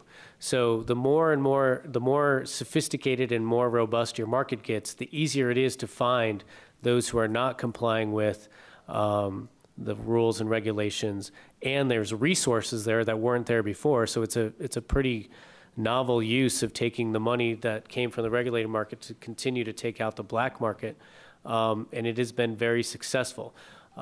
Again, I don't know what the size of the black market in Colorado was as a general matter, but from law enforcement, what we've heard is that we have issues more with the gray market now than we do with the black market, which is good. That's an evolution, and when we have a gray market issue, that's an issue that we can tackle, and we know how to tackle it. 2 more questions, and then I'll yield. The next question I'd like to ask about is something you brought up, and then, sir, you also chimed in on, which is the play of the free market economy into this. I think most states, as yours did, tread lightly when they move towards legalization. That makes sense. But you brought up something that I found fascinating, which was if you could change one thing, you would get rid of this sort of system of protectionism and let the free market. And I apologize because I might have lost you. Did you say that Colorado is now moving towards that? You're there, or that's something that you aspire to? I can't remember exactly how that is. So that's where we're at right now. But I was just giving you a little bit of history that there was a desire at the front end for those medical marijuana licensees to basically have a stronghold on the market for a number of years. I think that's natural for any industry who is going to see new competition to kind of hang on to that ability as long as they can. But can I ask a question? Yeah. What sort of establishments then can apply? So could a liquor store then retail sell cannabis? No. No. So there are some restrictions on what can be sold inside a cannabis store. Alcohol is prohibited. Only 20% of the goods inside of a cannabis store can be non-cannabis related. So similar, I'm not sure if the Illinois liquor laws are the same, but it's similar probably in Colorado. So basically, if you're a cannabis store, you're a cannabis store. You can't have a bunch of derivative products that you sell. Or to lure folks in, etc. You can't sell cigarettes, things like that. But if you're a liquor store owner currently, there's nothing that would prevent you from opening a separate cannabis store. Okay. And one last thing, you talked about the interplay of taxes and how it would affect the price point in terms of competing with the black market. Have you found that the expansion of free market and away from this sort of protectionist environment has reduced prices? Has there been more competition in the market to help bring the price down to compete with the black market? No, their prices started relatively higher than the black market for a couple reasons. One, it was difficult for stores to get open in time, and you had throughout the first year more and more stores open, so the product became more available over time, and so there were some initial price runs to start with. But we've seen prices drop to where they're about a third of what the black market going rate was during Prohibition. What you're also seeing, though, is companies are aggressive, certain ones are, that are trying to expand to get market share, and they do that by using price and using availability. And so those are things that, are what we like out of the free market, I believe. And so it is where, for that reason, I think those things have worked in Colorado. To where it becomes somewhat, you can buy cannabis conveniently in Denver. So just like you could buy a bottle of wine. And so that's sort of the order of decision made by a shopper.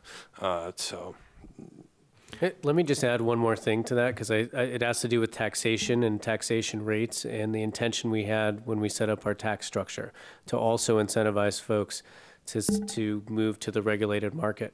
So we have a 15% excise tax and we have a 10% special sales tax at the state level and a 2.9% sales tax. What we did is we focused primarily on the excise tax as a way to get a large bulk, not the full bulk, but to essentially not have a system set up in place where use was disincentivized, which is what, as Mr. Orens alluded to, raising taxes on cigarettes, sales taxes on cigarettes is a way to control use. We didn't want to do that because we didn't look at it as a vice. This wasn't a vice tax that we are applying to this product. This was simply a way to derive revenue from it. And an excise tax, traditionally, outside of cannabis, is one of those methods that you employ in order to still get tax revenue out of a commodity or a product, but without creating the over-taxation from the consumer's point of view and disincentivizing use. So we were very intentional about putting this modest excise tax in place. Washington State, 37%, more than 2 times our tax rate. That was something we weren't interested in doing, again, because we didn't want to disincentivize folks from moving into the regulated market, but we also didn't want to give the impression that we didn't want to send mixed signals. Yes, this is legal, but we don't want you to buy it because your tax rate is too high. And I would add just one thing that just recently, I think we're going to expect it next year, cannabis will become the largest excise tax source in the state of Colorado. And that, I think, is more a reflection on how little we tax alcohol more than how much or how many cannabis users there are. But it's looking to eclipse tobacco as tobacco use comes down and tobacco tax revenue declines. And it's meeting our gambling tax as well, and we expect it to eclipse that next year.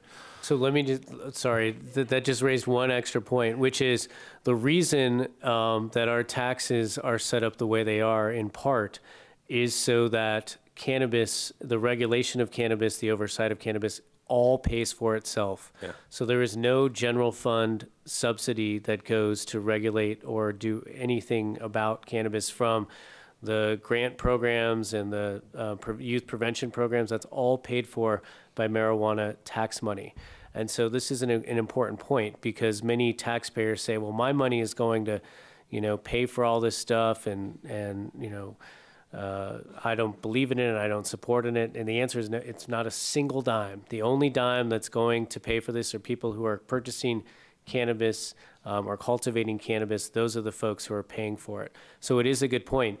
Colorado's regulation of liquor and gambling are all underwritten by our general fund. We put general fund money towards those industries, not in cannabis.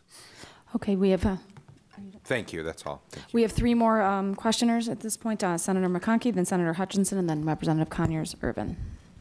Thank you. Thank you for being here. I'd like to go back to the issue of data, if I can, for a minute. Sure. And direct it at both of you, either who would like to answer.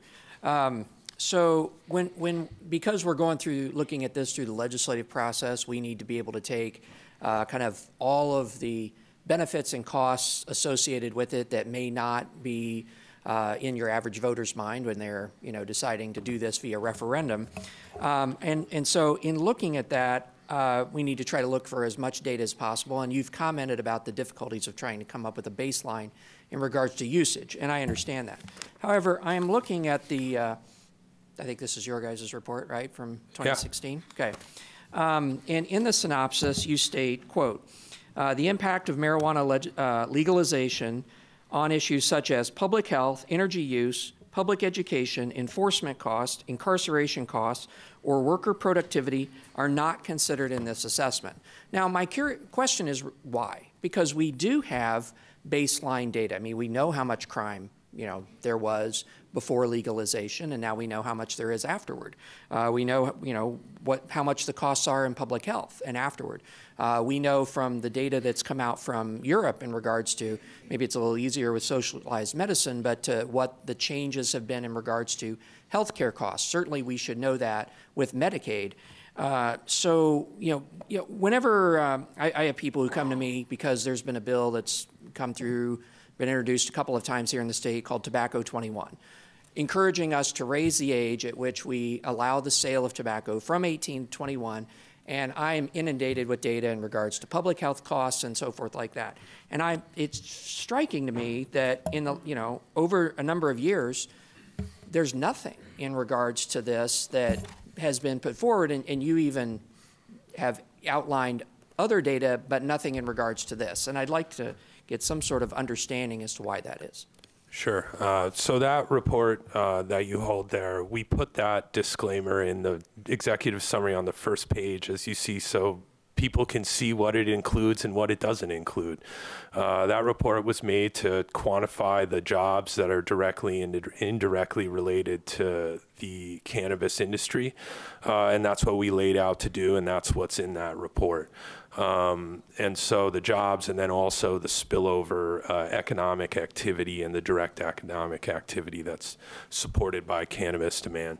So that's what's in the report that you hold, and that's the data that it contains. I think we are at a very interesting juncture when it comes to data, and anybody can bend data points to support a position. So you have to be very careful about where you look for data and what you look for.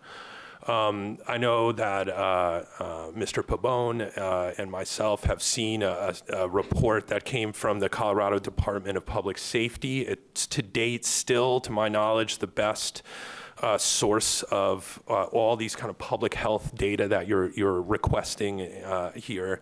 And you know, on the first page of that had a disclaimer, much like mine, that said, it's too early yet. We've only have a couple years of data on these indicators, and we didn't have a strong enough baseline year to compare it to. And there's all kinds of things going on underneath a lot of these numbers that get thrown around. So I think we need at least 2 more, if not more, years before the jury comes back in on this. And I think it's important to understand a couple of the forces that are working here. One, you have prevalence of use, which Mr. Pabon said that youth use in Colorado has stayed the same, but adult use, particularly use by older adults 60 and over, has gone up. Prevalence of use has gone up when you look at adults, but not by a lot. So that's one factor. You have another factor where nobody, when they are polled by the federal government from the National Survey of Drug Use and Health, which is where a lot of our information comes from, our demand studies comes from that federal survey. It's well documented that there's a lot of underreporting that goes on in that survey. And there's a lot of underreporting that goes on in a whole lot of all these other indicators that come with driving, that come with emergency room visits. People are just becoming comfortable enough to admit that they may be under the influence of a substance now because it's legal. So, you know, you have that going on. You do have potentially some increased prevalence going on. You have more people moving to Colorado in general. And so that drives up a lot of things like crime and other things, just for the fact that there are more people in one place. So, you know, I think a lot of these things are going on at the same time. And when you look at these data, I would think it's very early to draw any kind of conclusion, pro or con, on this. So, do you have any comment? I was just looking at, so there was a article that just came out regarding a study about opioid use in Colorado, and the conclusion was, after Colorado's legalization of recreational cannabis sale and use, opioid-related deaths decreased more than 6% in the following 2 years. I think the point of this study and many others is we need more peer-reviewed studies, we need more double-blind studies in more jurisdictions to verify a lot of this data. But I think part of it is that is the entire premise of our scientific and research data program in the United States of America. And so, again, I think, you know, certainly people are going to jump onto this study and say, look, this has a positive effect on opioid use. Maybe it does, maybe it doesn't, but according to this study, it does. If you have the same study that you could probably do in Illinois right now, and Oregon and Washington and all these other places, then maybe you'd actually have some data in place to really rely upon to make those kinds of assertions and conclusions. That's really my point. We should start studying all this stuff in every state, in every way that we possibly can today, so that we can make some real conclusions about the use of cannabis, pro or con. So I guess I appreciate that, and it seems to me then that I think we would be jumping the gun to be legalizing this in the absence of robust data, if data is only a couple of years down the road, or we'd be able to have some answers, maybe not definitive, but at least leading answers in regards to this. I would wonder, I mean, obviously in your situation, the legalization was kind of foisted upon you to be able to do in a regulatory way. We're not in that circumstance. And so I'm wondering why we would legalize this if there's data coming down the road that would help us to make a fully informed decision that we can't really make currently. Well, I would put it like this, because we've worked in a lot of states. We work in Canada, we work in Jamaica and Mexico, and yes, you're absolutely right. This was forced on the government of Colorado with a ballot measure by a popular vote, and the government had to react. But what I've seen in states that have this legislative process going on is they have a different risk, and that risk is called analysis paralysis. And I don't think you're ever really going to get an answer that says legalization of cannabis caused this and caused that. I think you're only really going to be able to get a whole lot of correlation. But that's helpful, right? You're saying that's irrelevant? I'm saying that a lot of people are looking for a very clear line of causation, but that does not exist right now. I think you're only going to really be able to find correlation, plus or minus, vague relationships that could be positive for tourism and negative for DUI enforcement. And so that's your job to weigh those pros and cons and make decisions based on incomplete information, because this set of information will never be complete in the way that I think you hope it will be. Well, no, but there will be more of it, and you know, our ability to be able to make a wise decision increases with that data. Thank you. Senator Hutchinson, then Representative Conyers-Ervin. Hi, thank you so much for being here. As a way of background, I wanted to kind of bring 2 points. One on the taxation part, 2 on I want to make sure we're all talking about the same thing when we refer to the black market and what some folks are calling the gray market. So could you give me a little bit of overview on when people say the gray market, what are we talking about? And is the black market what we think, which is largely just straight illegal, criminal, on that end of the spectrum? Sure. What's the difference between the gray market and the black market? Yeah, and sorry to bring those terms up without a lot of background or definition. So the black market is exactly as you stated. It is people who are not interested in getting a license or complying with any rules or regulations, is simply cultivating cannabis and selling it on the street.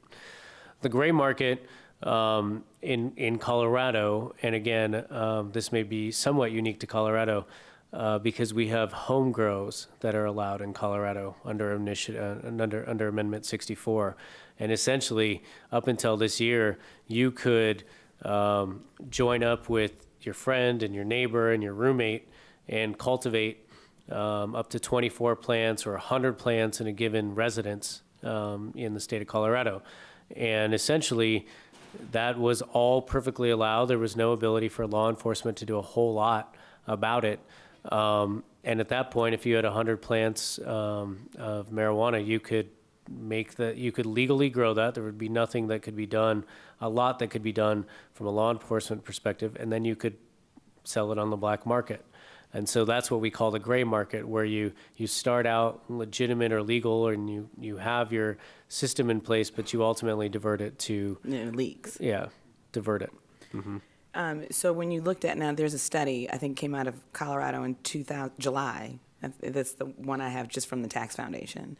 Is that the same study you're talking about in terms of the economic impact study? And, no, I think or it's what a about a different study one. from the state that really looked at the effects of... The one I was referring to, I believe it came out in early 2016, I want to say. It's by the State of Colorado Department of Public Safety. Mm-hmm. And they have a lot of a collection of statistics on public health indicators, on drunk driving, on impaired driving, excuse me, and also on things like emergency rooms and that kind of thing. I implore you all to look at it. I think it's a great report. There's also a conference that the city of Denver puts on every October, put on by the city. It's sort of a regulator to regulator information exchange, and they have a lot of their presentations online, and there are a lot of public health related data and statistics on that. Those presentations would have come out last month, so that's a good source to look at too. But you'll see presentations from like Denver Health, which is the major public hospital, and you'll see presentations from fire departments and police departments that all give their take and experience on regulating the industry. So on the topic of taxation, how did and this question is for the representative, how did the conversation on taxation evolve over the last 5 years? Because I would say, because there wasn't a legislative process in the beginning, and we've seen in, across the 8 states, I think I saw a rate, Seattle, this is from The Economist, the Seattle, Washington had at its top rate a 47.1% effective tax rate, which then corresponded to a 60% illegal market, as opposed to Colorado, which was 20 to 30%, and, 30, at its high, 37.1, and then that correlated to a 20 to 30% illegal rate. So just like half, when you really took taxation policy into consideration. So for a government that didn't go through this deliberative process in the beginning, and you had to deal with a legislature that probably came from all across the board, because I know you also had some implementation stuff just because of TABOR, which is the Taxpayer Bill of Rights thing. So how did the conversation evolve in terms of looking at this from a business standpoint?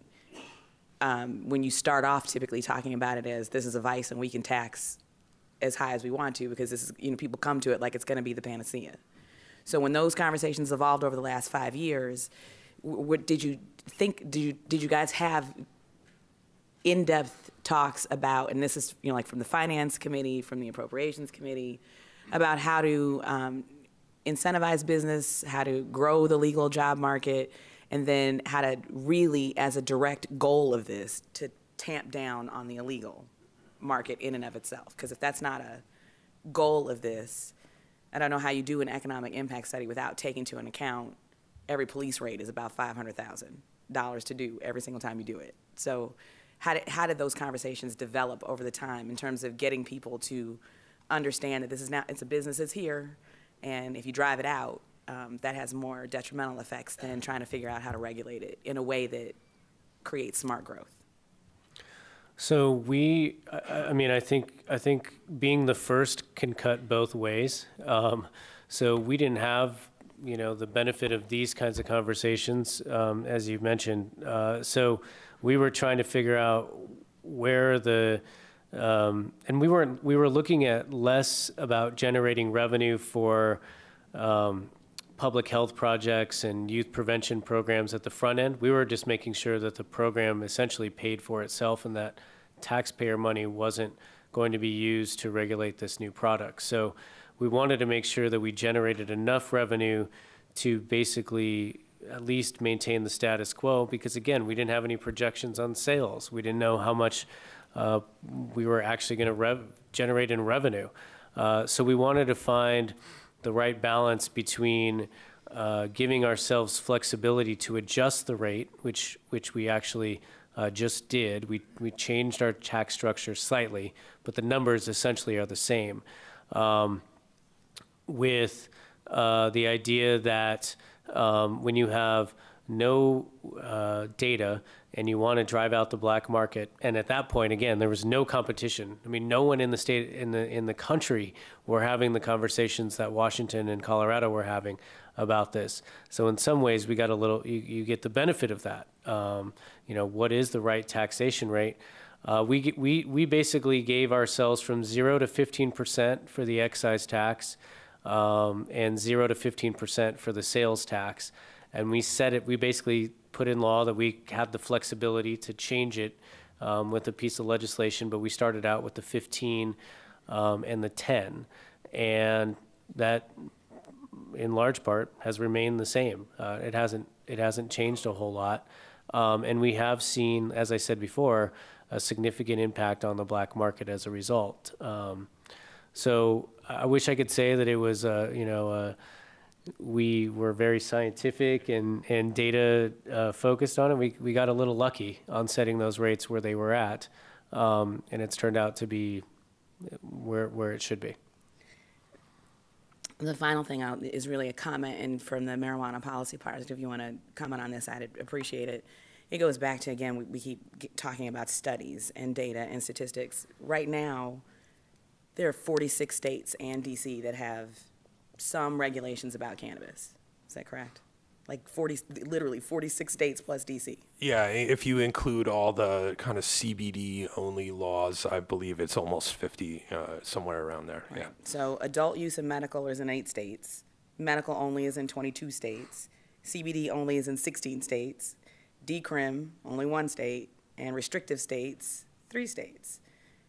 Wouldn't that be, that's a vast amount of information that Illinois has to be able to use in terms of how we develop this moving forward. This is no longer the days where we're in a vacuum.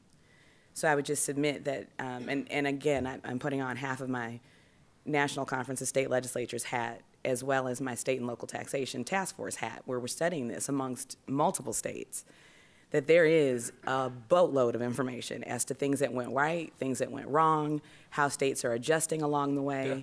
And I really want to give a lot of credit to the sponsors in both the House and the Senate for bringing this measure forward, because we have a legitimate opportunity to study all of these little laboratories of democracy that are happening, because I think this is really where it's at. So to state that there's no information, or that we don't have enough information, we have, I don't know how many decades of prohibition information, we have a boatload of criminal justice information, and we have 46 states that are regulating this in some way, shape, or form across this entire country. We're not in a vacuum. Thank you, guys. All right, we have 4 additional folks who have indicated they want to ask questions. Then we're going to move on to the business panel. Representative Conyers-Ervin, then Representative Sauer, Representative Butler, and Representative Fortner. There was a comment made about 20% consuming 80%. And was the statement 4 of 5 teenagers not consuming? Do we know if there's any data for Illinois for that? That seems very low. 4 of 5 teenagers do not consume. So Illinois, in Colorado. Yeah, Illinois will have, I think, 2 data sources for this. One, the state level study that Mr. Pabon was referring to is called the Behavioral Risk Factor Survey that each state does and is funded by CDC money, I believe. And then there's also the National Survey on Drug Use and Health. That is also another federal survey, and Illinois is covered by both, I believe. You don't happen to know, or you don't happen to know that information, right? Where we fall in Illinois? I know that Illinois' prevalence rate for folks over 18 is about 8% have consumed in the past month. And then in Colorado, it's higher than that. It's more like 14, 15% have consumed in the last month. And Colorado has always traditionally been relatively higher in cannabis consumption compared to other states. Okay. And then what would you say the answer is to those that do not smoke marijuana, do not choose to smell marijuana, and the saying of, well, they don't want to go outside of their doors and smell marijuana all the time, or not be able to open their windows because of the smell? What would be your answer to that? So I would say a couple of things. One, I think, and maybe you've already done this, but having a place where consumers can go and consume, so they're not having to smoke it in their homes or in their hotel rooms or in wherever it may be, in the parks, sidewalks. That's a challenge that we've had to deal with in Colorado. We don't, like I said before, we don't have a legalized consumption area right now. So essentially we've created a black market for consumption. That's something I think we should change. 2, I guess just like in being, knowing in many parts of my district where there are houses that are very close together or apartments that are very close together, the same issues of cannabis consumption are the same as cigarette consumption. There are certain laws in place already, public nuisance laws, private nuisance laws, that essentially say that, you know, if your behavior impacts your next door neighbor, there are some boundaries in the law that prohibit them from, you know, completely impacting their quality of life. And so I would look at those, maybe strengthen those. But I think as a practical matter, and this is something that comes up a lot about consumption clubs, is what about all the smoke? You know, is that going to be harmful to people? I mean, smoking marijuana and a joint is kind of is a little bit passé in some ways. Folks are consuming it via edibles, via vape. Just the byproducts of consumption are changing, and the technology at some level is changing. So being mindful of that, I think, is something that we've been. There was an effort in Colorado for a little while to to ban edibles completely. And the response to that was, well, it's not going to stop people from consuming marijuana. You may be pushing them into a use that is more harmful to them than ingesting edibles. So again, there's consequences on whatever public policy decisions we make about how and where the product should be consumed. And I think those are all issues worth thinking about, but those would be the answers I would have for those folks. Just like Illinois has designated smoking areas. Yeah. That could be okay. And I just have two quick questions. You mentioned that the marijuana, which it pays for itself, so that helps with taxpayers' questions. Does it also help to benefit taxpayers? We've invested $40 million over the last 2 years in new public school construction all over the state of Colorado. We've put more school counselors in place in every school district in the state of Colorado. We've now allow investment of classroom technology, iPads, those types of devices for every school is eligible in the state. So we really try to, you know, it's not only available to those communities that are impacted by marijuana consumption. It's not only those who use it's available to everyone, and that's really the case that we have made to the general public about how these taxpayer dollars are being used. Now, that said, as I said in my opening remarks, people think that because of all this activity going on with cannabis in Colorado, that all of our budget woes should be solved because we must be generating, you know, people get confused with $1 billion in sales with $1 billion in taxes. Two very different things, but I mean, you know, it is the world that we live in.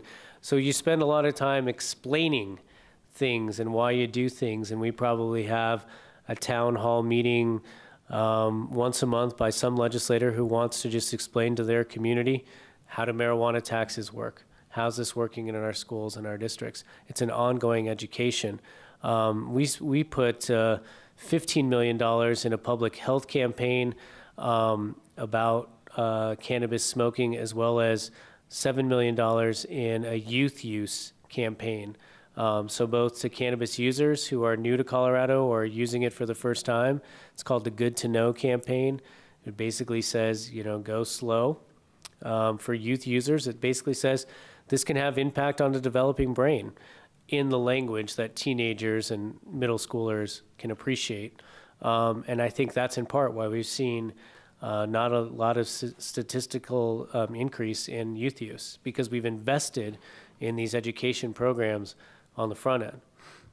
So I do agree that if this is something that will be pursued, we need to be truthful to taxpayers as to how they will benefit, because even now I hear from residents saying, I thought the lottery was supposed to be the answer to education, when in fact we found that there was a little bit more to the story. So we do need to be truthful. My final question is, Representative Pabon. Pabon. It's okay. I answer to pretty much everything. That's okay.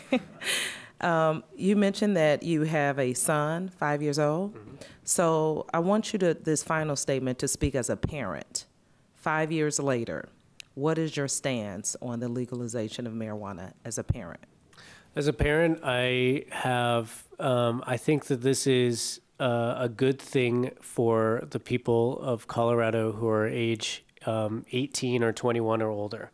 I think that we will continue to invest in preventative programs for our youth. But one of the things that it has done in Colorado, and again, I can only speak to my state, but it has required us as both adults and parents to have a conversation with our children, age appropriate, of course, about the use of drugs generally. And I think that's a conversation that for many, many years has always either been relegated to a DARE program or come up after the fact in Colorado because the industry is very prevalent. There are conversations going on at home, in homes, appropriately so, as I said before, about the dangers or the consequences of youth use on a developing brain. And I think that's a positive thing because if you don't talk about it and you don't have those conversations, it doesn't mean it's not going to happen, but it may mean that decisions are being made without all the facts. And when that information is shared freely in a household, in a church, in a community forum, I think it makes it a lot more robust of a conversation and will ultimately have a bigger impact on youth use, almost more than anything else, that it's not becoming a taboo subject anymore to discuss. It's something that can be addressed early on and age appropriate. So the final, what is the legal age for recreation? 21. 21. So how is the black market for under 21, for teenagers? For the consumption, teenagers that are consuming marijuana? I'm not sure that we have specific data to the black market's impact on those under the age of 18. I can tell you that the criminal penalties associated with selling to someone under 18 are much higher than they are with selling to someone over the age of 18. So we have addressed, we've made the penalties more severe than they were previously in order to disincentivize and deter folks from selling to youth under age 18.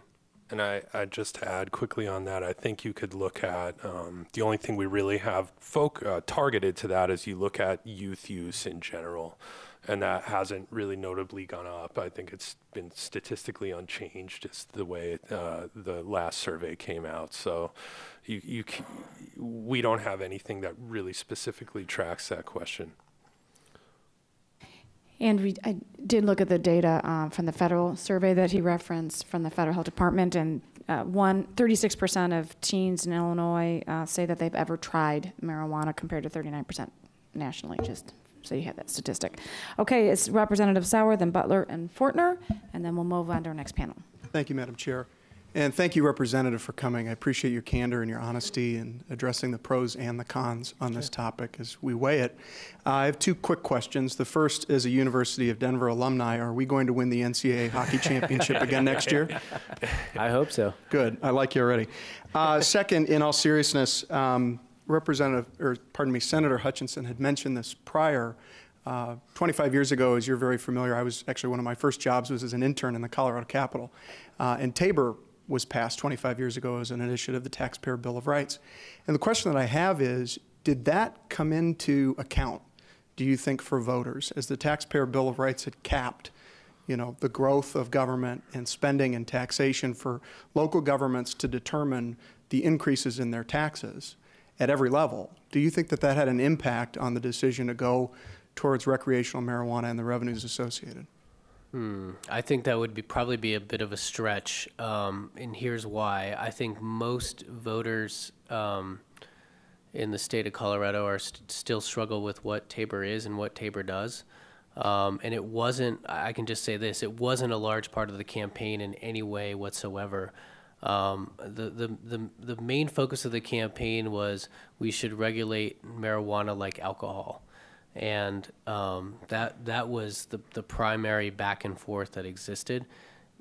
There wasn't a lot of discussion about tax policy and Tabor's implications. I mean, I'll defer to I think Adam, we too. had to have a special election after the fact to allow certain revenues to grow, and cannabis was one that, you know, the voting populace, you know, was allowed to grow beyond that. I don't think, you know, for reasons that Representative Pabon said, I don't think Tabor's on the forefront of many voters' minds. It is a nebulous concept to a lot of them, we had some.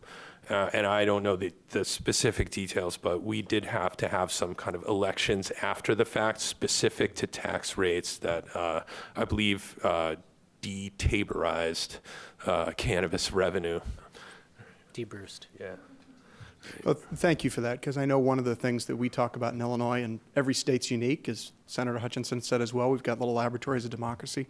Colorado's unique with Tabor. We're unique with our own problems. But I think revenue has been a large driving force of the conversations we've had. And so I'd love to dig into that data as well and just kind of understand where you were coming from as a leader to move forward on this. So thank you. And again, I appreciate it, and go DU.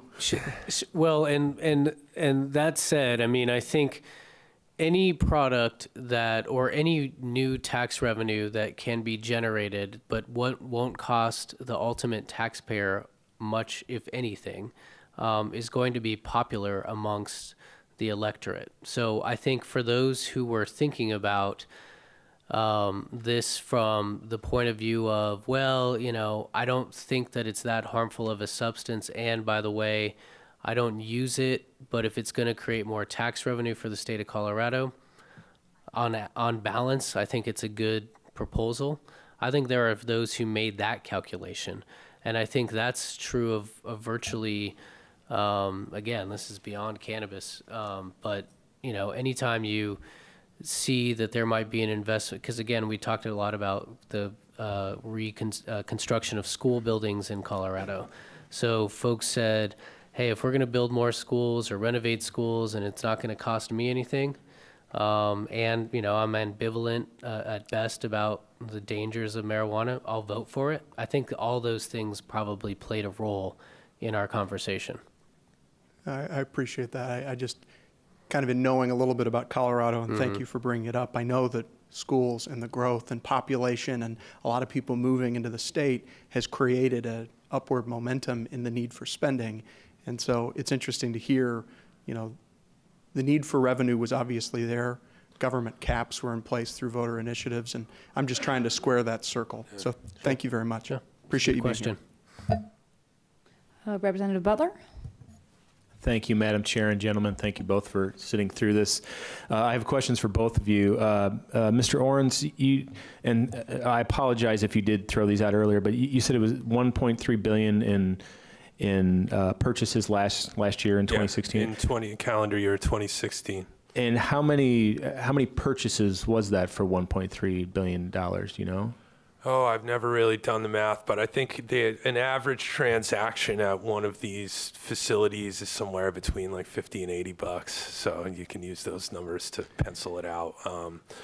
But that's generally on the order. And what are the guidelines for purchase? People, residents can purchase a higher amount than non-residents, or is it? That used to be the case when it started. When the initial regulations, well, when you go into one of these stores, you have to present an identification through a secure window. It looks like you're going to, it's like a bank teller window, and it's protected, and so they identify you. Residents, you could buy an ounce of flower cannabis, and then there are equivalency factors that calculate out the equivalent in the other products. When it started, non-residents were only allowed to buy a 1/4 ounce of flower cannabis or its equivalent. Now there is parity. Either if you are in state or out of state, there is a 1 ounce per transaction limit. Okay. And so since you give your ID, do the dispensaries track what states they come in from, whether that's in state or out of state? They will make a distinction if it's in state or out of state. But our law, when it was voted on, you're not allowed to track personally identifiable information over time unless they opt into some sort of program. So the state doesn't have data on how many people are coming in, how many purchases are from out-of-state residents and things like that? They don't have official state data. I think each dispensary location, some may know more than others. It's all dependent on what they do, but there's no official state breakdown. There are ways to look at it, though. You can look at the tourism counties in Colorado, like in the mountain ski resort areas, and you can look at how they're different from areas that would have largely resident sales, but there's no official tracking. Okay. And it's actually precluded. It's illegal for the state to track that data. Representative, thank you very much for being here, and welcome to the land of Lincoln. Spend some money while you're here for a few days, hopefully. Already have. I'm sure Representative Williams, the chair of our tourism committee, will like that very much. So I've got a couple questions for you. First, as it goes to the banking regulations, obviously marijuana is still a Schedule I. A lot of folks are concerned about the banking regulations. Can you talk a little bit about how Colorado has addressed the issues when it comes to the banking industry? Sure. Colorado's gone through a couple of different iterations on this topic. The most recent in legislation was essentially authorizing an individual to request a Federal Reserve ID number, for lack of a better term. I mean, this is all controlled at the federal level, but it essentially said that if there was a request was made and granted, then the state of Colorado's rules and regs would conform to allowing for the banking of cannabis in that institution. And that has since it's transpired, not a lot has happened. There was a federal lawsuit about this, but it's kind of tangled up in the courts. I can preview what's going to happen this next legislative session, which is there is an interest in essentially using the state as the banking entity for these industries. It requires a third-party vendor, obviously involved, to facilitate the transactions, but that would require state legislation, and that's, I think, going to be something that's going to be introduced this next session. So we don't have a real solution that we can share with you today, but those are two items that we have put forward. Essentially, we've relied on local banks to either turn a blind eye or, the companies are often advised to set up their entity in a way that doesn't demonstrate that they are marijuana businesses. I mean, there's lawyers involved and lots of other things. So it's a mishmash of different policies and procedures, but without the federal change, there's not a lot that the state of Colorado. Is it still largely a cash transaction? There's still a lot of cash that's moving around. Yeah. Okay. Yeah. And my final question, and a couple of my colleagues have kind of asked you about this, but you opened talking about your son and your opposition to this, voting against the referendum. Mm-hmm. Can you give me? I mean, I agree that the data, we could have 20 years of data, and both sides of this issue are going to see whatever side they want to see on it. Mm-hmm. But can you tell me anecdotally, you live in Denver, correct? Mm-hmm. As a resident of Denver, I mean, when you walk out the door every day, what are you seeing since this became an act? I mean, is it the same Denver that you had before? Is it the same Colorado? Is it a bunch of zombies wandering around? Well, what is it, Pioneer? What is it? What's the? Yeah, it's I've been to Denver a couple times, but do you have more or less zombies than you had before? Or I mean, tell me. I mean, seriously, I would like to know. I think we would all like to know how this has anecdotally impacted daily life of the residents of Colorado. Yeah, I think it's a great question. I can honestly say there is no discernible impact that I can tell from the legalization of marijuana on anyone's quality of life, on anyone's demeanor, attitude, overall enjoyment and happiness. We are, Coloradans are a pretty unique breed. I mean, think about some of these statistics that were true before marijuana legalization and are true after. Denver and Boulder were the 1 and 2 most healthy cities in the country. That is true in 2017 as much as it was in 2010. Our lifestyle is just not one of those. Our work-life balance hasn't changed. We don't have more. Again, we have a 2.3% unemployment rate right now. So it's not like folks are sitting on the couch getting stoned, eating Cheetos and goldfish and forgetting that they have to go to work.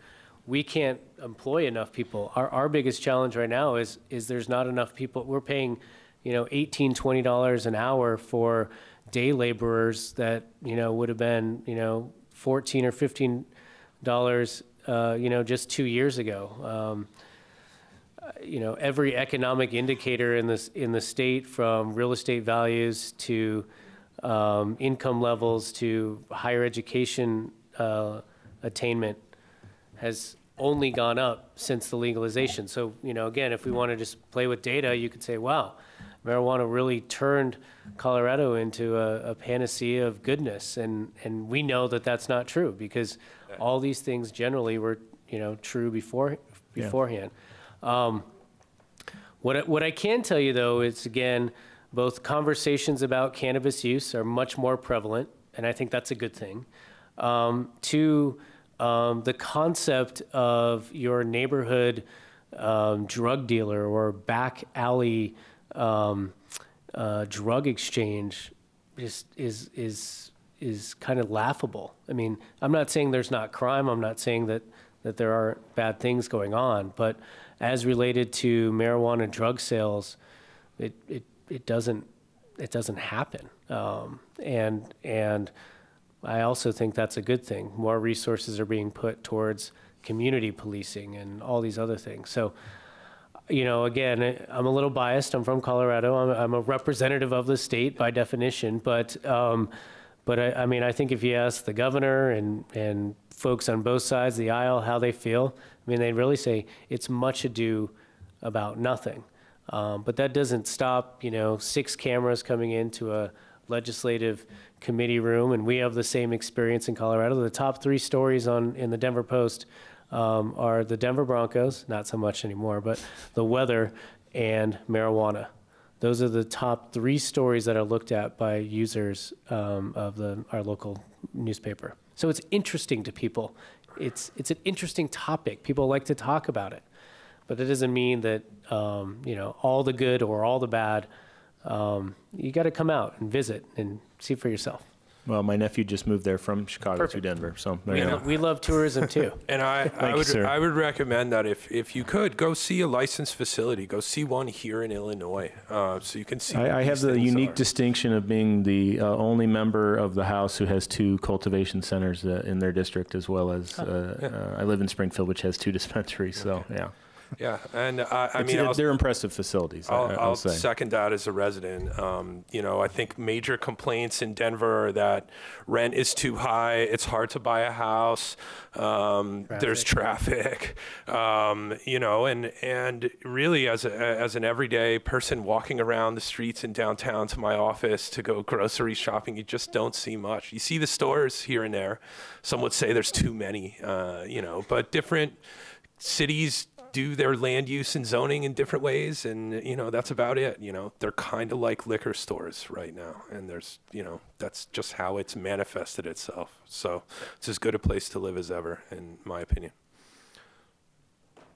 All right, Representative Fortner. Thank you, Chair. Thank you both for sharing a lot of information from the state that probably has been getting more information thrown at them since the passage of the referendum 5 years ago. One area that I guess I'd like to get more information from you on that I haven't heard a lot today is on local control and how different jurisdictions, counties, cities, and even business properties are able to make their own choices in Colorado, and what your experiences are with that. Sure. So one of the things we didn't change at all was the landlord-tenant relationship, or the business owner relationship in any way, to what they will allow or won't allow to be grown or used in their particular facility. So that's still private contractual law and enforceable law either way. We basically have given every jurisdiction in the state of Colorado the ability to opt in or opt out of the system. At the forefront, many of the jurisdictions opted out because they weren't exactly sure if they wanted to be in the business of licensing a cannabis industry. And so they opted out. The city of Denver opted in, and they were one of the first and more robust jurisdictions for businesses allowed. But as time has gone on, more jurisdictions are interested in doing so. We allow a 15% share back of revenue that's generated from our special sales tax. So that's can be enticing to a municipality or a town that's interested in regulating cannabis. We basically have a dual licensing system, and so we require both state and local approval in order to be fully licensed. And a local jurisdiction can put on many requirements, like I don't know if they do it here in Illinois, but in Colorado we have a needs and desires hearing for liquor licenses that you have to demonstrate, have a community hearing and say this is needed in our community and we want this in our community. A local jurisdiction can do that if they'd like to, but they're not required to. And essentially, in particular in Denver, the regulations and rules about health and safety and environment are much more robust at the local level than they are at the state level, which would make sense in a lot of ways because the folks who are doing the enforcement are the local jurisdictions, not necessarily the state, on those different types of criteria. Do you have a sense, so counties and cities can opt out if they wish to opt out. Do you have a sense at this point now, 5 years down the line, kind of what fraction are taking advantage of opting out versus opting in? So it's most have, if you count by number of counties, I think most have opted out, actually. But if you, a lot of them are very small ones. Yes, no, that's where I was going with this. If you count by population, most of the major population centers have opted in, including the major tourism regions. And one other thing that you mentioned, there is a lot of local control allowed, and this is an area where we've allowed local preemption of state rules. So you can make a more stringent local rule on pretty much anything related to cannabis, because that's the way we've allowed it. I mean, we're having current fights about oil and gas with that very issue that are going a different way. But so local governments generally do land use, zoning, health and safety, and then the state does employment and regulating the employees and making sure that the supply and the demand are not out of line, and regulating the product as well. So focusing then on the Denver metro area, obviously the city of Denver early opt-in, but there's a lot of suburbs that surround Denver and its nearby counties. Is it become a patchwork, or most of them are adopting in, or is it still kind of a mix, some in, some out? It's still kind of a mix, but it's starting to tilt towards most are in. And that's because what you ended up getting were these border issues, wet county, dry county kind of issues. And we have a number of small enclave cities kind of around Denver that would have, one would be open later than you were allowed in Denver. And so you kind of have a little bit of gamesmanship among the cities. But it's tilting towards all Though I in. would think you probably have a similar situation with liquor laws between different jurisdictions. They'll have different hours, they'll have different controls imposed. Although that's a state law. Our liquor law hours of operation are state law. Our marijuana is a local law. Yeah. Okay. Thank you very much. Sure. I want to thank you both. And Representative Pavone, I know that you have to catch a flight, but I want to draw attention and congratulate you on the resolution you presented to the National Hispanic Caucus of State Legislators, which they adopted, urging states to move in this direction and to do it in a way that addresses the social justice issues that Senator Staines and I have talked about a lot in terms of people with prior convictions. So congratulations on that work. Thank you. And, you know, I think one of the, maybe I'll just say in conclusion, there's many different lenses by which you can come to the conclusion that the regulation of cannabis is a good idea for your state, whether it's through a social justice lens, whether it's through a tax revenue lens, whether it's through an economic development lens, or even a public safety lens. All those are legitimate reasons by which to come to the conclusion that this is a good idea. With that said, let me just tell you that in 2013 we had 3 bills that were introduced regarding the subject of cannabis. From 2014 to 2017, no less than, I would say, 50 bills were introduced on the topic, and that's for 2 reasons. One, we know we certainly didn't get it right. We learned things as we went along, and nothing's to say that you were precluded from learning lessons and changing the law to adjust to your particular circumstance. So it's an evolution, it's a learning process. Always happy to host and continue to host you in our great state of Colorado, and thanks for the opportunity to share with you today. Thank you so much. Thanks. With that, we're going to bring up the last of the planned panels, and those of you that have submitted witness slips will get to you after. So the next 3 witnesses will be representatives of ancillary businesses that have come into the market through some of the other components that were discussed in some of the prior panels, but an opportunity to talk about the other ways people have gotten engaged in the industry. We have Jeff Livesay, Robert McCarthy, and Jolene Rivera and Elizabeth Irvin. So if you would join us at the table, go in whatever order works for you. Make sure the light is lit on your microphone and speak close to the microphone and state your name for the record when you go. Whenever you're ready. Good afternoon. My name is Elizabeth Irvin, and this is my business partner, Jolene Rivera, and we are the publishers of Kitchen Toke magazine. I believe perhaps copies were circulated to some of you. Do you maybe have them? Sensitive as it appears. Our magazine is the first of its kind. It is the definitive resource for cooking with cannabis. And when I say cooking with cannabis, you know, automatically I think people think pot brownies, gummies, sugary treats.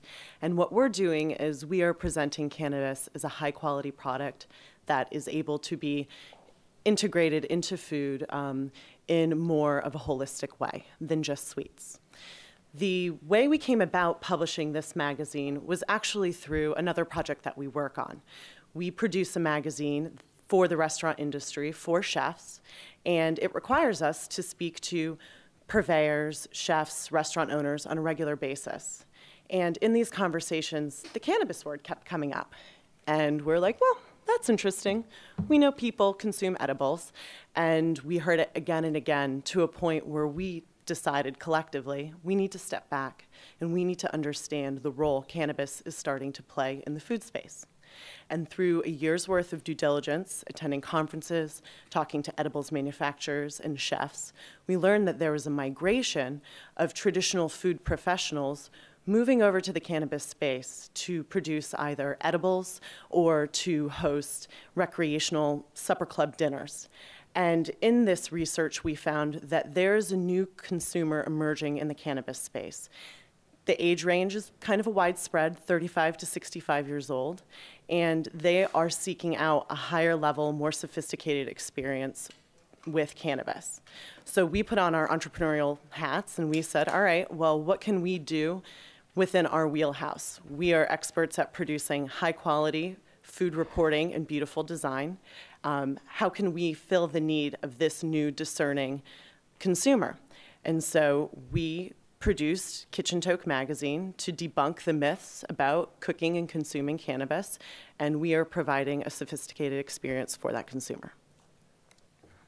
As you can see by the magazine in front of you, I hope that most of you had it. We are not High Times, we're not Cannabis Now, we're not Dope Magazine. We're setting a new standard in the industry and raising the level where cannabis is concerned. We're providing definitive fact-based information in wellness, health, and cooking. there's a stigma along with consuming cannabis that it always has to be smoked. And with the research and development that's been done in the science and the food science industry, they've come together, and chefs are now looking at cannabis as a new ingredient to cook with, to be creative with. I have been approached more by soccer moms at our children's events, soccer moms, volleyball, basketball, you name it, in suburbs like Schaumburg, Bolingbrook, Downers Grove, Plainfield, more so than anyone in the city, asking me for this magazine, asking me how they get stuff, how they cook with it, and how they can get a medical card. This is information that people need, people are craving, and people want. In a very easy, understandable way.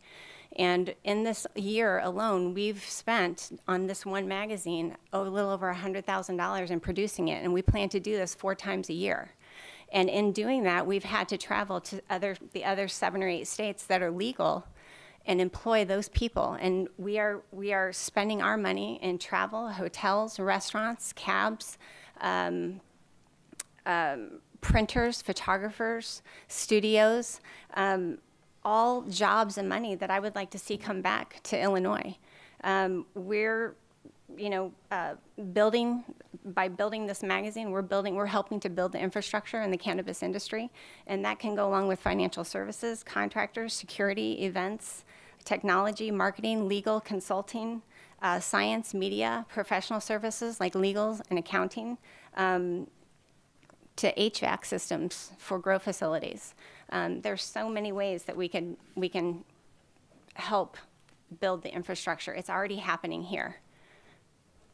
And what I would say is if you just open up the front of the magazine, what we call in publishing the masthead, it's a roster of names of all of the people who've contributed to Kitchen Toke. And I think that this is a standing example.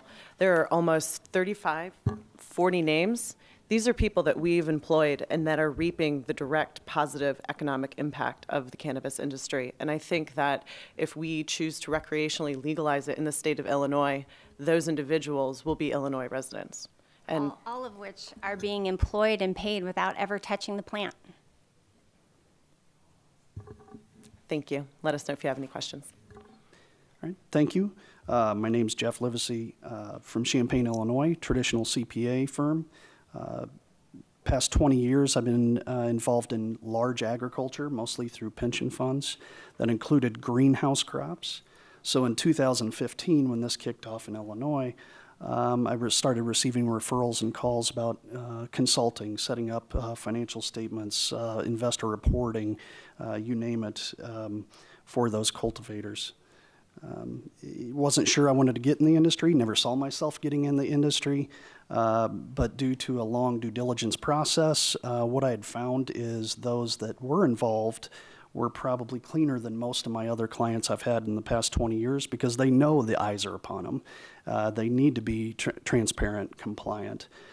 Matter of fact, most of my clients have me do compliance on a quarterly basis for financial institutions that are taking their deposits as well as the regulatory authority that's not even required yet. So they're going above and beyond in the transparency.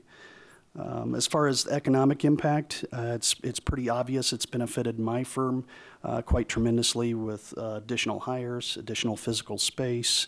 I see it with my other clients in other ancillary businesses, such as greenhouse manufacturing companies, other suppliers. I have security companies as clients that have grown tremendously just due to the medical cannabis industry in Illinois.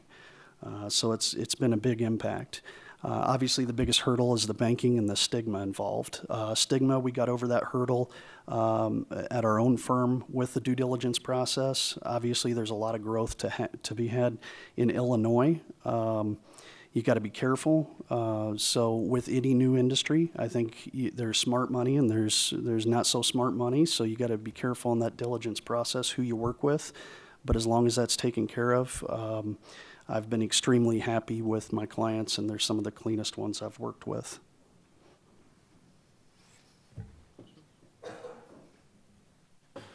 Good afternoon, everyone. My name is Robert McCarthy. I'm here on behalf of my family-owned business, Macarb.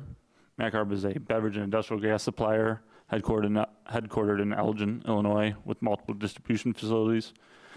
We specialize in the distribution of cryogenic gases such as CO2, helium, nitrogen, other welding gases to a diverse customer base, and this becoming one of them for us now. I'm here today just to share some brief experiences that we as a business have encountered and with the medical cannabis program, along with some concerns that we've had. The implementation of the medical cannabis pilot program, we were approached by a local cultivation center to provide our services in 2016. At the time, program was new, and we as a business had some concerns with engaging the new opportunity. With it being a pilot program, we were unsure how stable the market was going to be. It was a large capital investment for us to make as a small family business, and we didn't know with the longevity of this if it was something we wanted to get into. So kind of going forward, for us, we're looking for more long-term commitment and assurance from state and federal governments who would help us kind of just make us feel more secure with our capital investments in the industry.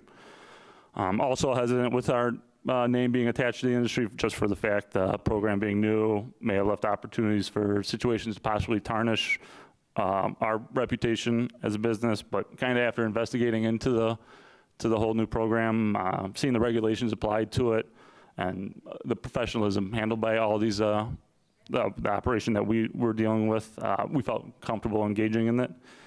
And so far, to this day, we have not had one bad experience so far working with the cultivation center. From an economic standpoint, that was an entirely new market for us. Helps build diversification for our family business so that we don't have eggs all in one basket. We're speaking with comrades out in Colorado, similar to specific to our industry. We've heard nothing but positive from them also. So our overall experience too has been positive.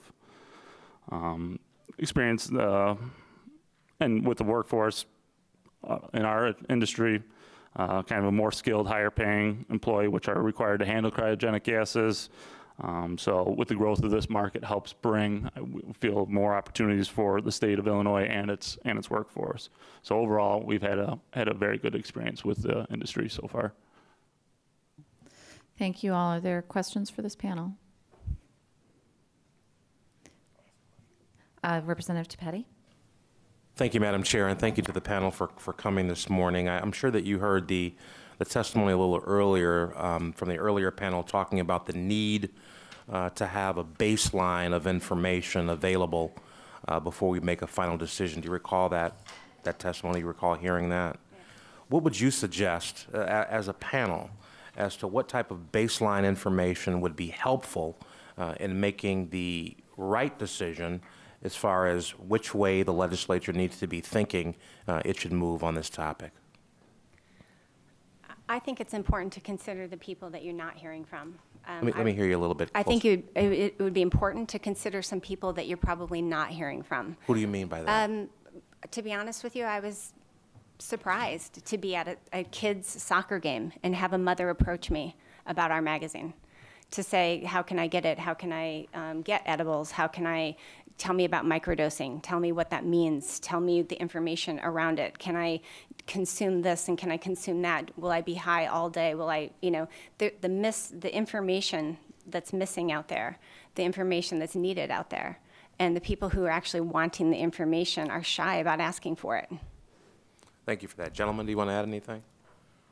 And again, this is that's the purpose of this hearing, is that we're fact-finding. We want to get as much information as we possibly can, if I understand correctly, Madam Chair. Yeah. So yeah, that's why we're asking for your help on this topic, so that we can honestly make an informed decision with respect to the direction that we move. Well, I think the economic impact is pretty obvious. I think it's more on, the like you mentioned, maybe some areas that we're not aware of potential closet users that would be in the legal space. Maybe it would be more on the public safety and how that relates to it. But this isn't my area, but the economic interest in impact is obvious. I've seen it already. But as far as setting a baseline, it's hard to measure that economic impact other than I've seen it with my clients. I've seen them grow with the industry since 2015, and not just the plant-touching clients, the ancillary businesses, the ones you wouldn't think of, mobile platform companies, software companies, you know, stuff that you don't instantly go to, or you know, gas companies as well. No, I can certainly appreciate that, because if I understood the testimony earlier from the earlier panel that Colorado didn't have any true projections on sales and revenue prior to going down the path in which it's gone, but from my understanding, it's quite lucrative. Yes. And on the same token, that it doesn't seem to have, at least so far, as what we're hearing. And that's, again, the reason why we're fleshing this information out, is that it's not having any, you know, huge deleterious public safety concerns.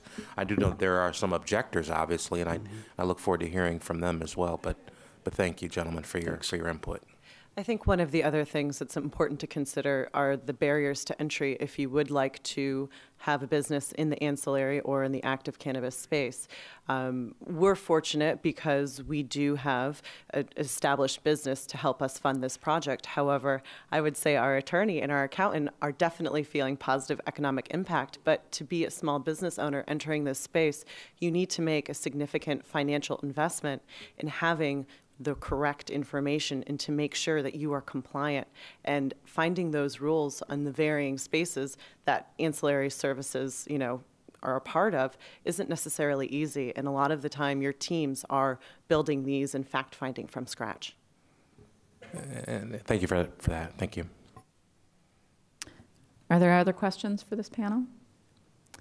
Seeing none, I really want to thank you. And honestly, this is probably this is the first time we've sort of opened the door to this this line of questioning. And I think that it's hugely important that we explore this well, and in particular, as you talk about, you know, where are you regulated and where aren't you, and how do you figure that out? That's something that we're committed to ensuring that we address as we build this out. That we're looking sort of as many steps down the road as we can to make sure that we address those questions in advance. So I want to thank you all for being here. Thanks. Thank you. So now we have, there were several people who submitted witness slips. Unclear whether they're still here or not, but we're going to just start calling up panels of 4 or 5, alternating between opponents and proponents. And so if you've submitted a witness slip, you've been patient, and thank you, and we're there now. So our first panel will be Annika Ray Colat. Okay. Alexander Lee McAvoy, Kelly Cunningham, Andrew Wachowski, Darren Miller. So far, it's going to be lonely for you up there. Joseph Hendershot and Joseph Cisney. Okay, with that, we'll stop there. We'll let you go ahead, and then we'll do a panel of opponents. So state your name for the record, and make sure the light is on your microphone. There's a little green light when you push the button. My name is Annika Kalasa.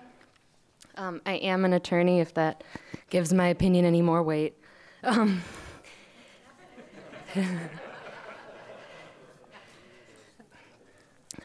in 2017, Illinois became the first state in 80 years to go a year without a full operating budget. For its failures at passing a budget, Fitch has downgraded its bond status to BBB and S&P to BBB-, the lowest investment grade before junk. Legislators have already been creative, finding pockets of residents' money everywhere, from public schools to pensions to soda pop and plastic bags. While across the country, other states are facing similar fiscal issues and the debate rages over social service cuts, a huge source of revenue has been largely ignored, and that is marijuana smokers. At the low estimate of $300 per ounce, someone habitually smoking an ounce a month pays $3,600 annually into the black market, untaxed. At a 25% sales and 7% corporate tax rate, that's $900 per habitual smoker resident and $252 from the seller's state income tax that would be handed over willingly each year per habitual smoker. I guess that would be the 20% of people doing the 80% of the purchasing. without the need for public service cuts, public-private partnerships, or policy shenanigans. We could solve our budget problems, and the CTA and Metra could get extra funding that they need so we can all get to work on time on a regular basis, being more productive. Alcohol and nicotine are harmful drugs, yet they are taxed and regulated despite their destructive impacts on the body, society, and the healthcare system. Although alcohol was implicated in over 10,000 fatalities from car crashes last year, you'd be hard-pressed to find a bar without a parking lot. That's because America values individuals' capacity to make decisions for themselves. Continued prohibition is irrational. There's no scientific support for the disparate treatment of these psychoactive compounds. On the other hand, experience shows cannabis users in other states will happily pay a 25% tax. Cannabis legalization would also rejuvenate the state's tourism industry. States which have legalized marijuana experience an increase in recreational tourism. While Colorado, the West Coast, Massachusetts, and Alaska have their charms, people would like something to do after they get high, and regarding that, nothing can compare to Chicago's arts offerings, cultural history, or nightlife.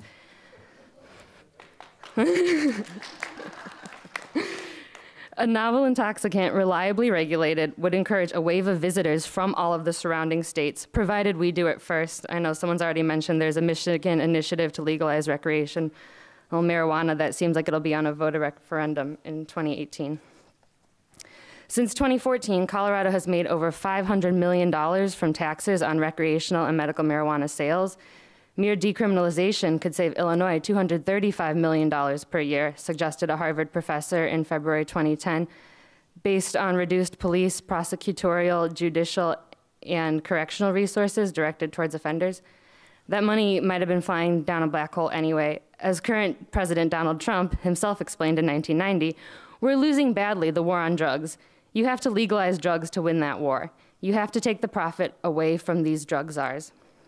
20 years later, a group of politicians, executives, and world leaders would concur. The global war on drugs has failed, declared the 2011 report by the Global Commission on Drug Policy, whose members include Kofi Annan, Paul Volcker, Carlos Fuentes, as well as former President of Colombia, Cesar Gaviria, and former President of Mexico, Ernesto Zedillo. The commission, I summarize a lot more of their analysis in my written comments, found that it's not possible to frighten or punish someone out of drug dependence. More surprisingly, it concluded decriminalization did not lead to higher drug use. Portugal has already been discussed, but they found in Portugal there was a decrease in heroin use because the money from marijuana taxation or redirected, I guess what they said was redirected enforcement funds, that money was used to help give therapy to people with heroin addictions, keeping them off the street and keeping them from doing crimes to further their addictions. They also studied San Francisco, and they found strong similarities between San Francisco and Amsterdam, that they found no evidence to support claims that criminalization reduces use or that decriminalization increases use. Thank you. Thank you. Anybody have any questions? Yep, Representative Zapetti. Thank you, Senator and Madam Chair. Council, I was joking with you a little earlier about I'm an attorney too, so I was just kind of a joke. It might not have been a good joke. But in any event, no, I do want to, in all seriousness, focus in on something that obviously you're well learned on this topic, and you've done quite a bit of research. And just looking at the witness slips on the legislation that's pending, it seems to be that an overwhelming number of the opponents to the legislation seem to be focused in on safety concerns. And I know that you haven't heard from them as of yet here in this hearing, but what would you anticipate that their objections would be, and how would you respond to those objections? Actually, I didn't mention I lived in Vermont while the legislature did a similar hearing, and I was there, and a lot of people had concerns about keeping our children safe and keeping our children off of drugs. And I would say something that was said a lot there, which is that when you have someone who's outside of your conventional market offering this product, they're still a capitalist. Their incentive is still to sell more products. So if you're a child looking to obtain marijuana and you go to your local drug dealer, that person's going to be offering you other drugs because they have an incentive to stay in business. And just the fact of taking this one drug and separating it, creating a legal scheme, that child might instead think, well, I'll just wait until I become 18 or 21 because I will get it anyways, the same way we get excited when we turn 21 and we get to drink for the first time. It's something they can look forward to. I have noticed as well, I'm not sure if this would be of a concern, but the racial element of the prosecution, especially in Chicago. I know in other areas, people are concerned that a lot of people are getting arrested for marijuana just because cops are concentrated in specific areas, maybe having to do with real estate desires of the legislature or various other situations. But we'd have to make sure that the racial enforcement doesn't just seep into other routes, that we're not trying to punish children with all the resources that we were previously trying to punish adults. Instead, we should actually try to work on keeping the streets safer, and I think a lot of times that does involve fewer guns, more comprehensive training for de-escalation for officers, and other things that require tax money that this bill could definitely help. I think in general, I think a lot of people's issues, and I think this this commission's report did kind of find that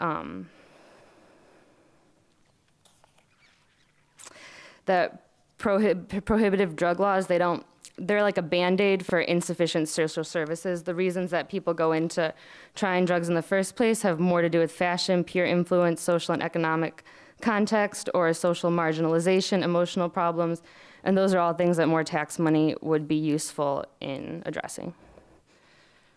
Thank you. Thank you, Madam Chair. All right, thank you very much. Appreciate your joining us today. Thank you. Where can I submit my written comments? You can give them to, is Aaron over there? Right over there. Or right over there. Thank you. Next up, we'll do a panel of opponents.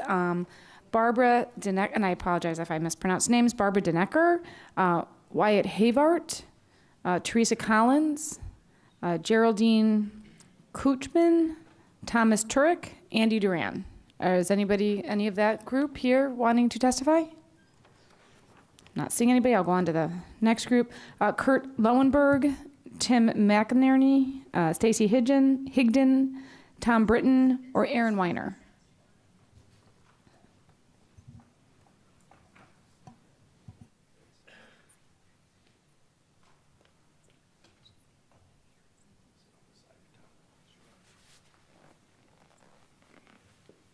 All right, so please just make sure your green button's on and pull it close to you, and go ahead and state your name for the record and make any statement you like. My name is Tim McInerney, and I represent a group called SAM, which is the Smart Approaches to Marijuana. It's a nationwide group that has been working on this issue throughout the country and now is starting to organize in Illinois. The handout that's coming around is a new group that's being formed. It's called A Healthy and Productive Illinois. And it's an evolving group. It's made up of people and organizations from the mental health industry, law enforcement, business community, business leaders, youth groups. And they are working together to look at the economic impact it can have on this great state of ours. So it's an ongoing group, and I'm using this opportunity just to introduce the idea to you that these associations, these businessmen, these mental health professionals, they're working up their own data on how they see this is going to impact them in either their business or the society that they live in. And these will be an organization that will be working with you in the legislature, and I thank you for the hearing you're having today. And I was impressed when the gentleman from Colorado said that you'd already had more hearings than they had their entire time. And on this issue, I think it's good that both sides have an opportunity. And we will be coming together and visiting with you in Springfield during the coming months. And the groups will be people that you'll know, the State Chamber of Commerce, the Illinois Association of Housing Authorities, Midwest Truckers Associations. A lot of groups are looking to work together now as we develop our information so we can give you some facts and figures that we think might impact how you vote on this issue. So thank you very much for having this hearing, and we look forward to working with you in the coming months. There we go. Good afternoon. I'm Dr. Tom Britton. I am a clinician trained and certified in providing addiction medicine and addiction treatment. I am a public health doctor, and I'm the president and CEO of Gateway Foundation. If you're not familiar with Gateway, we're the largest nonprofit treatment provider in the country that treats people with substance use disorders. We're the only statewide provider in Illinois with about 1,000 people in treatment per day here in Illinois. We have about 7,000 people treated nationally. And we are present both in communities and in correctional environments. So we have a pretty good understanding of really what addiction really looks like on the streets right now. I appreciate the conversation that's happened before, and I think you're in a tremendously difficult position because Illinois as a whole economically is in a terrible, terrible place. And when we get in a terrible place economically, we start to look for solutions and sometimes make desperate choices that look good in the moment and help the moment, but don't help tomorrow. And that's the biggest thing that I'd like to talk about. And we're in a vulnerable place because what you've heard today, and the more opponents you listen to, the more the data starts to contradict itself. And I want to caution us to remember that what we're talking about here today is nothing to do with medical marijuana. It is to do with legalizing recreational use of marijuana, which is a very, very different thing. And our data set and experience around what happens when we legalize the recreational use of marijuana is limited enough that me being a father with 2 boys, I wouldn't want to risk my children yet in this experiment. And every single thing that we do comes with a cost. So I want to talk about 4 elements, and I'll open it for questions. You know, the first is really about money. And we've heard tossed around the $300, $400 million of revenue. We've talked about the increased tourism and business that would come into the city. What I would challenge is what are the secondary costs of those things. What we know about tobacco and alcohol, the 2 most used legal drugs, which we have a long data set, is that we pay about $10 for every dollar we collect. And that is the medical costs, it's lost productivity, it's the criminal response to a legal drug like alcohol. We know that the public health impact is dramatic from a medical standpoint. But I think that what I want to step back on about that is that the bottom line is you don't know. You don't know how much money you're going to get. You probably know what you're going to get in year 1. And you might know what you're going to get in year 2. But what are we going to have 5, 10 years from now? So like as a country right now, we're talking about reducing taxes dramatically. That might take $1 trillion out of our revenue stream. So what happens with that? I want to think about tomorrow as it stands for all of these kind of things. The next one I want to talk about really is about the science. And I haven't heard this brought up today, but I want to remind all of you is that marijuana, cannabis, is an illegal, tremendously dangerous addictive drug. That all the science shows that. And it's not in contest. Look at the National Institute on Drug Abuse that's been doing research on this for 60 years. Look at SAMHSA, the biggest federal institution. Look at Harvard, Yale. Every single university in the country that has peer-reviewed data shows that cannabis is a tremendously addictive drug that causes problems. And so if I were to give everybody in this room, and if I looked around, we've lost a lot of attendance, unfortunately, but about 1 in 12 people in this country right now need treatment for substance use disorders. 1 in 12. And only about 10% of those people get treatment. The other 90% don't get treatment and they're not under attention. The large majority of those, alcohol is their primary drug of use. And it's because it's available, it's accessible, and you can use it at home and nobody knows that it's really a problem until it becomes a problem, right? But cannabis is a problem. Some of the data that I have seen which contradicts this, especially around the youth population, this is the one I'm the most concerned about, is that what we know about kids is that the earlier that they use, the more likely they develop addictive disorders, right? So the more accessible a drug, the more likely they use it. So to the earlier point about opiate use and prescription drugs, 80% of the people today who use heroin started their drug use on a prescribed painkiller that was given to them or to somebody that they knew, 80%. The reason why that occurred is because of a huge mass marketing campaign by the pharmaceutical drugs, a lack of training of physicians, and basically availability. So we're talking about a social experiment where suddenly cannabis is accessible in a much, much different level. And that's dangerous. And so me as a public health doctor, I would caution all of us to think about this. You know, the last thing that I want to share of a couple things that we haven't talked about, which are some of the other unintended consequences. So in Colorado, the motor vehicle death by cannabis has gone up 38%. The toddler overdose rate went up 35% every year since it was legalized. That these are the kind of things we need to think about. So my caution to you, and listening to the panel so far and the speakers that have been chosen, I feel a little bit pessimistic that it won't be passed.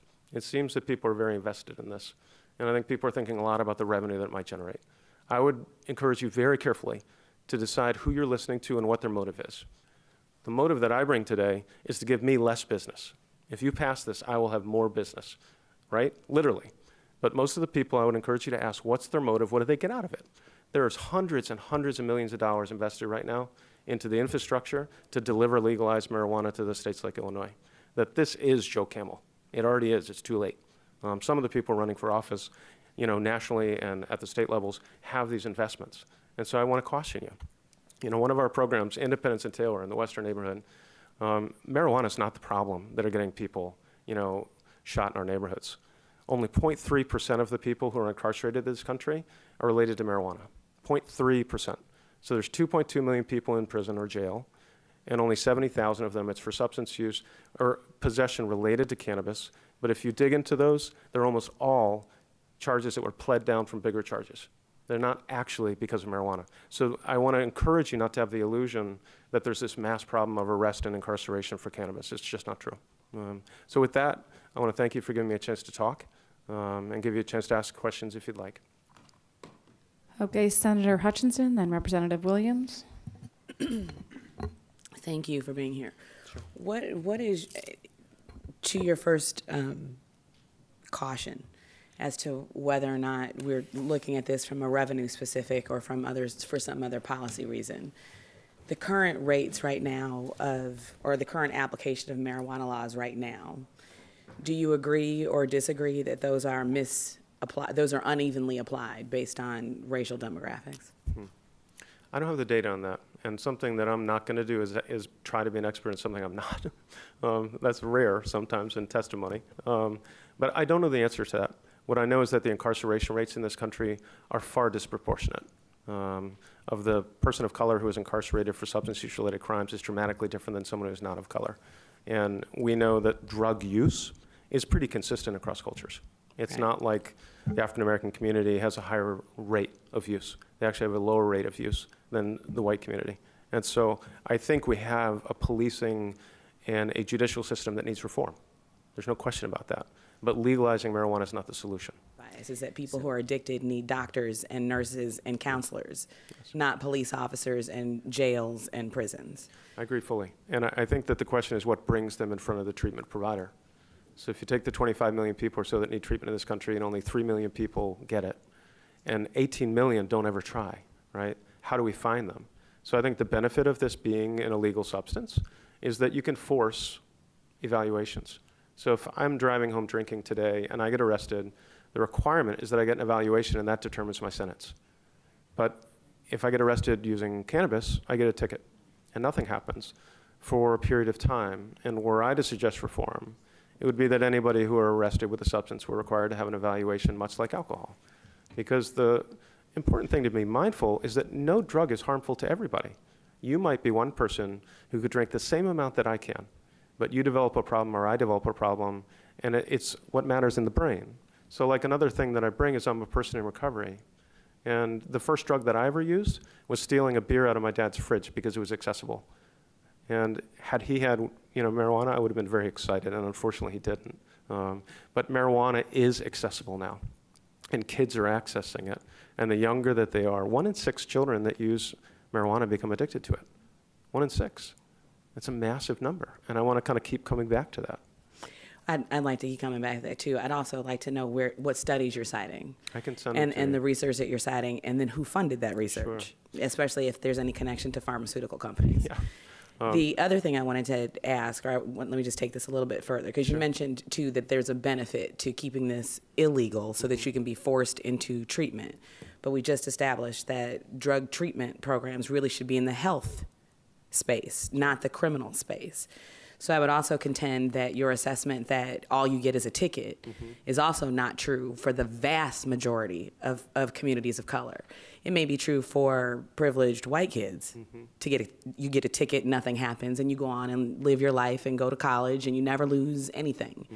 That is not what happens in communities who look like mine. So my question to you is, I'm not speaking from a revenue standpoint, is that if you make a decision that causes an impact to your health, that ought to be handled in the health arena as a public health issue, why would we continue criminalizing and keep the substance illegal that we can handle as a public health issue? And where I take that, if you answer that question, you go to the next question. The smoking rates for tobacco were extremely high, extremely high. Like there were times when upwards of 70% of the population smoked. Our statistics today are what? After we regulated the hell out of it. So if we can do that with tobacco, wouldn't it then further, wouldn't it further to say that we could do the same thing with marijuana? More information, more education, more public health access, more ability to help people who do have addiction problems could follow the exact same line that we do, as well as the revenue we use from tobacco to go to Medicaid, to go to treatment programs, to go to those things. Why would this be any different? Yeah, it's a great question. I want to first address the judicial issue, is that part of the reform needs to happen to make the law equally applied regardless of demographic. And that is a critical thing that needs to change. And until that is changed, we'll have the disparity in the jails and the probation system. That is just a fact. I will never argue with you about that. But I don't know that I relate that to the intersection of health and treatment, because I'm not recommending that we expand treatment in the criminal justice system. And I'm not recommending a piece of legislation that says this is what you should do today.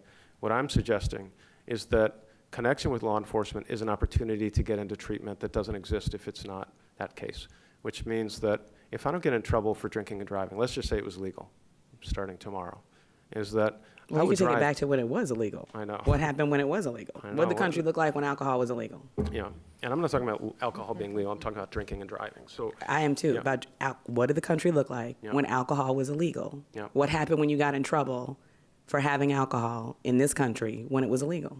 Well, I think it's one of the challenges, and I've heard people raise that point, is that alcohol was legal and then made illegal and then legal again. And so is cannabis. I know. Legal, well, then made illegal, and now we're contemplating making it legal again. Decades and decades where it's not legal, and I think it is hard to look at the state today and say, were we to legalize it tomorrow, it would be the same thing as it is today. It's an unknown experiment. In 8 states, it's unknown? Well, you know, take a look at those states deeper and look at the data that some people look at, and it contradicts everything that was shared this morning.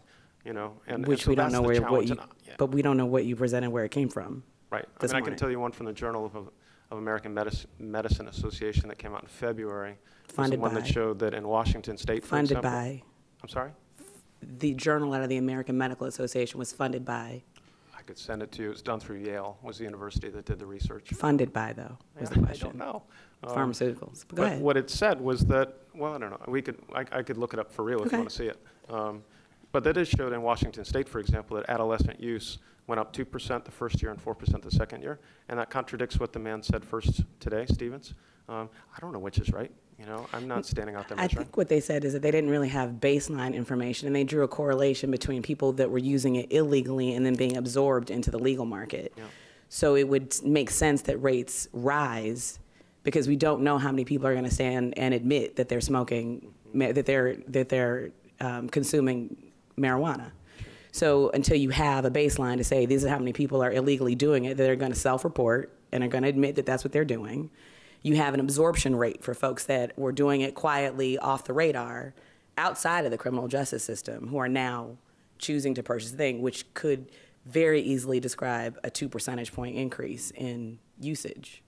My point to that comment was that Mr. Stevens, the very first person who spoke from Washington State, said that in his state, to his knowledge, there was no change or increase of any kind to anybody in any using.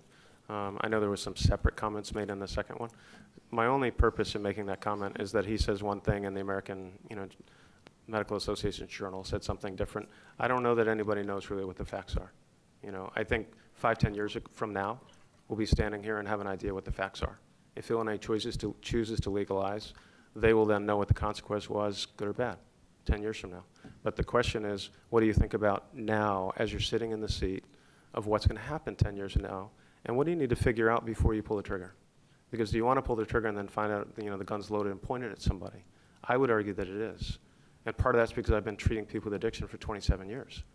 And so I go into the jails and the prisons all the time. I'm going to be in prison next week in Dallas for 2 days. And I'm going to see people firsthand and 0.3% are there about cannabis. This is not that issue. Two totally separate issues, and we need to address both. But the bottom line is that the more accessible cannabis is, the more likely somebody develops addiction. And if they develop addiction, the bigger the social problems, the larger the death rates, the larger the problem, the larger the economic issue. It's a snowball effect. And part of the problem with the numbers we're looking at is saying, do the same number of people use today as the same number of people who used yesterday? That has nothing to do with the way that they use it or the impact it has on their life. That one of the biggest immeasurable costs that we know about is on productivity. So that if I smoke pot, for example, and I don't know how many of you have actively smoked pot in the last 5 years. I'm just going to assume 20% of you, most likely. You can raise your hands if you want to do a test. The pot that people are smoking today, totally different deal. It is not like having a couple beers after dinner. That smoking pot psychoactively does something different to the brain that impacts you the next day, and the next day, and the next day. It impacts your driving 24 hours later. I definitely think that you point out a significant issue in that we have a lack of study. Mm-hmm. And over the last literally almost 70 years, the studies that we do have were done and paid for by folks who wanted to keep the policy as it is. Mm-hmm. And so I come to this also not as just a legislator. I have 3 children. They're 17, 19, and 21. And I can tell you from the time that I was in college, the time that I'm watching my baby adults enter the adult world now, it is much easier for them to find marijuana than it is for them to get alcohol and cigarettes. There's a person standing between alcohol and cigarettes. Who they would be getting marijuana from, where their friends are accessing it from, the incentives that go into that. Now, and I'm going to say this in all seriousness. I'm an African-American woman with 2 African-American sons. I don't worry about a ticket for them. I worry about death for them. Yeah.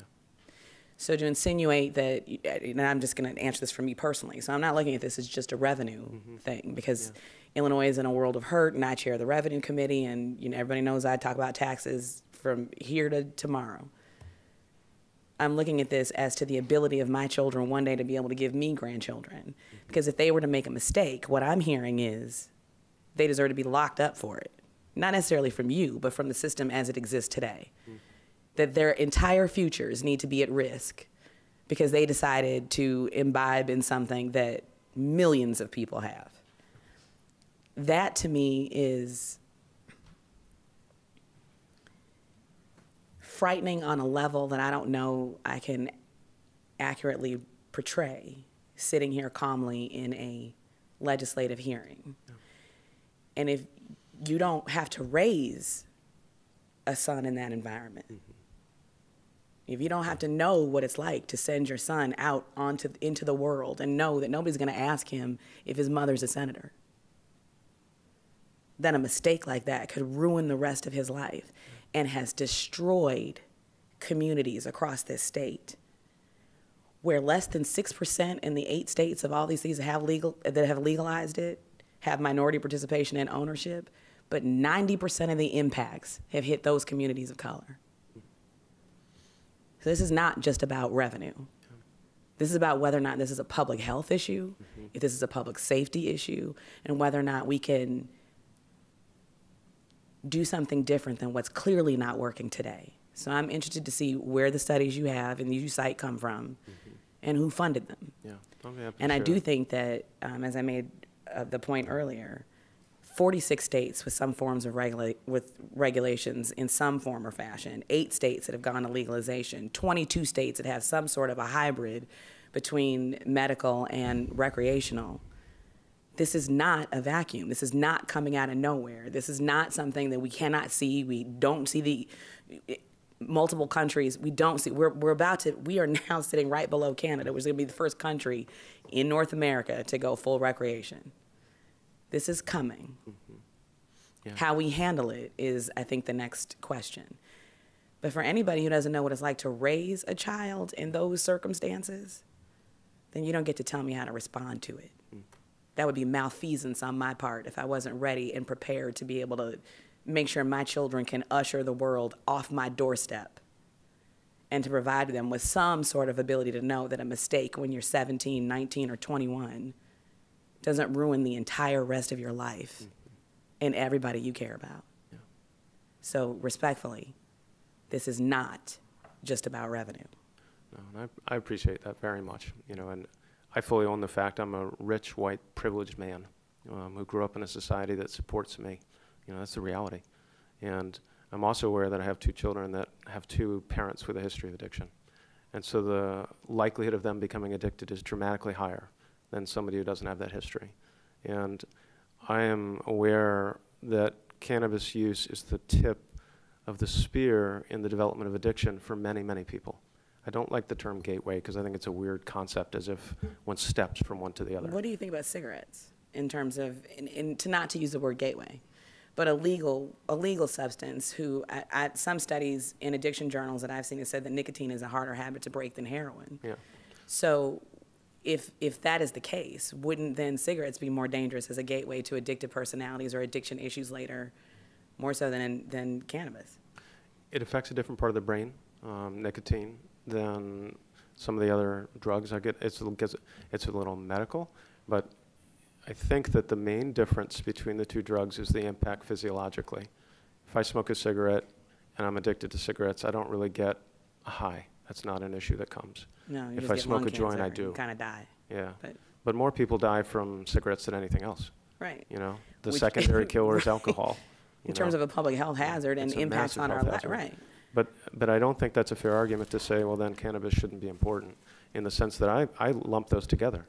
You know, if you were sitting here on a panel, whenever it was determined to make nicotine available and support the tobacco industries that rolled it out in the way they would, and with hindsight, you were given the opportunity to regulate it differently than we did, I think all of you would say, you know what, that was a bad idea. We killed hundreds of millions of people. We spent hundreds of billions of dollars. Currently, our national deficit is influenced by the impact medically of, substance use and nicotine and alcohol. And this is a decision that you are making that is related to that bigger picture issue. And it's not an either or. That's what's so complicated about it. I don't want more kids to smoke pot so they then use other stuff. Because the reality is, if you never use a drug, you could have the highest likelihood ever of developing addiction, but you won't, because you never put anything in your body. So the more accessible they are, and they're marketed to kids, gummy bears, right? Like I was in Colorado and I couldn't help myself. I don't know that that's necessary. The question that we have to grapple with, because that would presuppose that people aren't smoking marijuana now. Well, they are. So, and yes. they are, yes, and they I agree. are off grid. But so it is accessible if it is true that we want to handle everything you just mentioned in terms of shortening or lessening the ability for someone to have an addiction or to go into harder drugs or any of those things, wouldn't that then say that we have to approach this not from the criminal justice system, from the public health system? Yes, and that's fully what I'm suggesting. I think that's the heart. Like I don't disagree with any doctor that says this is how you can stop somebody from being addicted to anything. That's not my background. My question is, do you deserve to go to jail for it? Do you deserve to have the rest of your life ruined for it? Mm-hmm. Is it a situation where the best way to get at education and lessening rates is to regulate it? Mm-hmm. Right now, you can't do any of that. Mm-hmm. You can't stop anybody from doing any of that because you can walk to the next park and go get it if you want it. Mm-hmm. And they're not going to ask you whether or not your blood pressure is high or if your parents have an addiction problem. Right. They're going to sell you the dime bag they got for sale. Mm-hmm. So at this point, if you can't attach it that way under the current system, why in the world would we keep the current system? Yeah, and I hopefully communicated well that I would not keep the current system. But I think that legalizing it is a radical step that goes far beyond the opportunities that you do have to influence this issue. Thank you. Yes. Representative Williams? I'll be brief, but thank you all for being here. I do think, while I come here today as a chair of tourism and I'm interested in the economic piece as a committee chair, I think it's important that we consider all the facts and data that we can obtain related to this issue because it's a big deal. Mm-hmm. And I'm open and interested in learning all that I can. One just quick question, if there's a way to answer it, if you have the information, Doctor, is that Rick Steves testified that he had data and was aware of data that use didn't increase. And that's just a question. I was surprised to hear that, and it was interesting to me. Do you have a perspective on that particular issue? I mean, I think that's the interesting thing. You know, like he's not a scientific expert. He's, you know, he does at any rate. The article that I talked about in February 2017, Journal of American Medical Association, specifically looked at Washington, the state that he's from, and it showed an increase year 1 of 2%, year 2 of 4%. That's independent of reporting. Kids are actually pretty honest when they report in the way they collect data because they do it in a very anonymous way. And so I think that's what's so hard is I would trust JAMA, the journal, a lot more than I would trust him, you know, for their results. But I'm just saying it seems like it might be an unknown. We talked about the lack of data, and I'm wondering if you have a recommendation or a strong feeling on that. You referenced earlier it's not about amount of use, it's more about the type of use, and that's just, I think it's an interesting point and one that is worth exploring. My recommendation would be to make a decision to appoint a panel and watch Colorado and some of the other states who have adopted this over a 3 to 5 year period, look at the data that they collect, look at your data, make decisions about where you are, do all of the economic stimulants you can do to this economy to deal with the bigger picture issues that make people want to come here. That would be my recommendation, is give a state the opportunity to win and fail. They talked about some of their wins and failures, but they also directly, the people from the states said the reality is it's too early to give you good data. I would give them a chance to get it. Why should we get it too at the same time?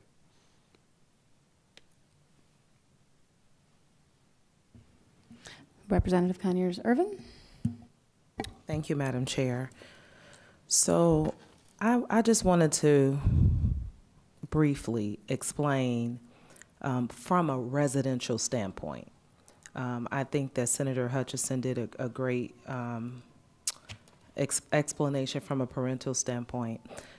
So where I live, and I'm speaking about where I live, what I see, and I love these type of platforms to be able to say this. We have those that sell marijuana, and we have those that sell drugs other than marijuana. It's interesting, they don't mix. The drug spots do not mix.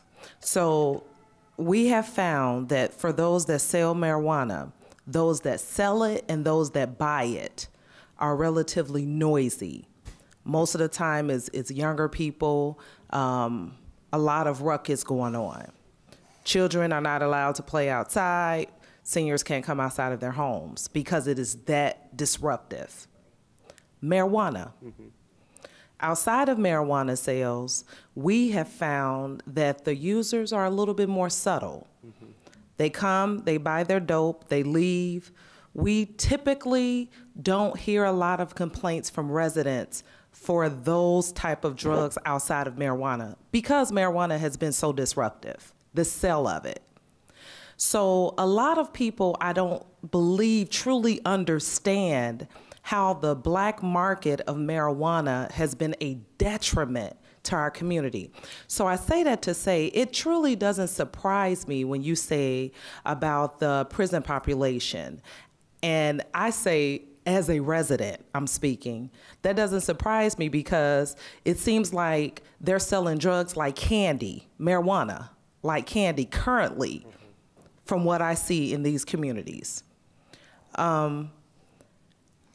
I need you to help me to understand, as a resident, where it's currently illegal, but the black market sales are out there and it seems to be allowed.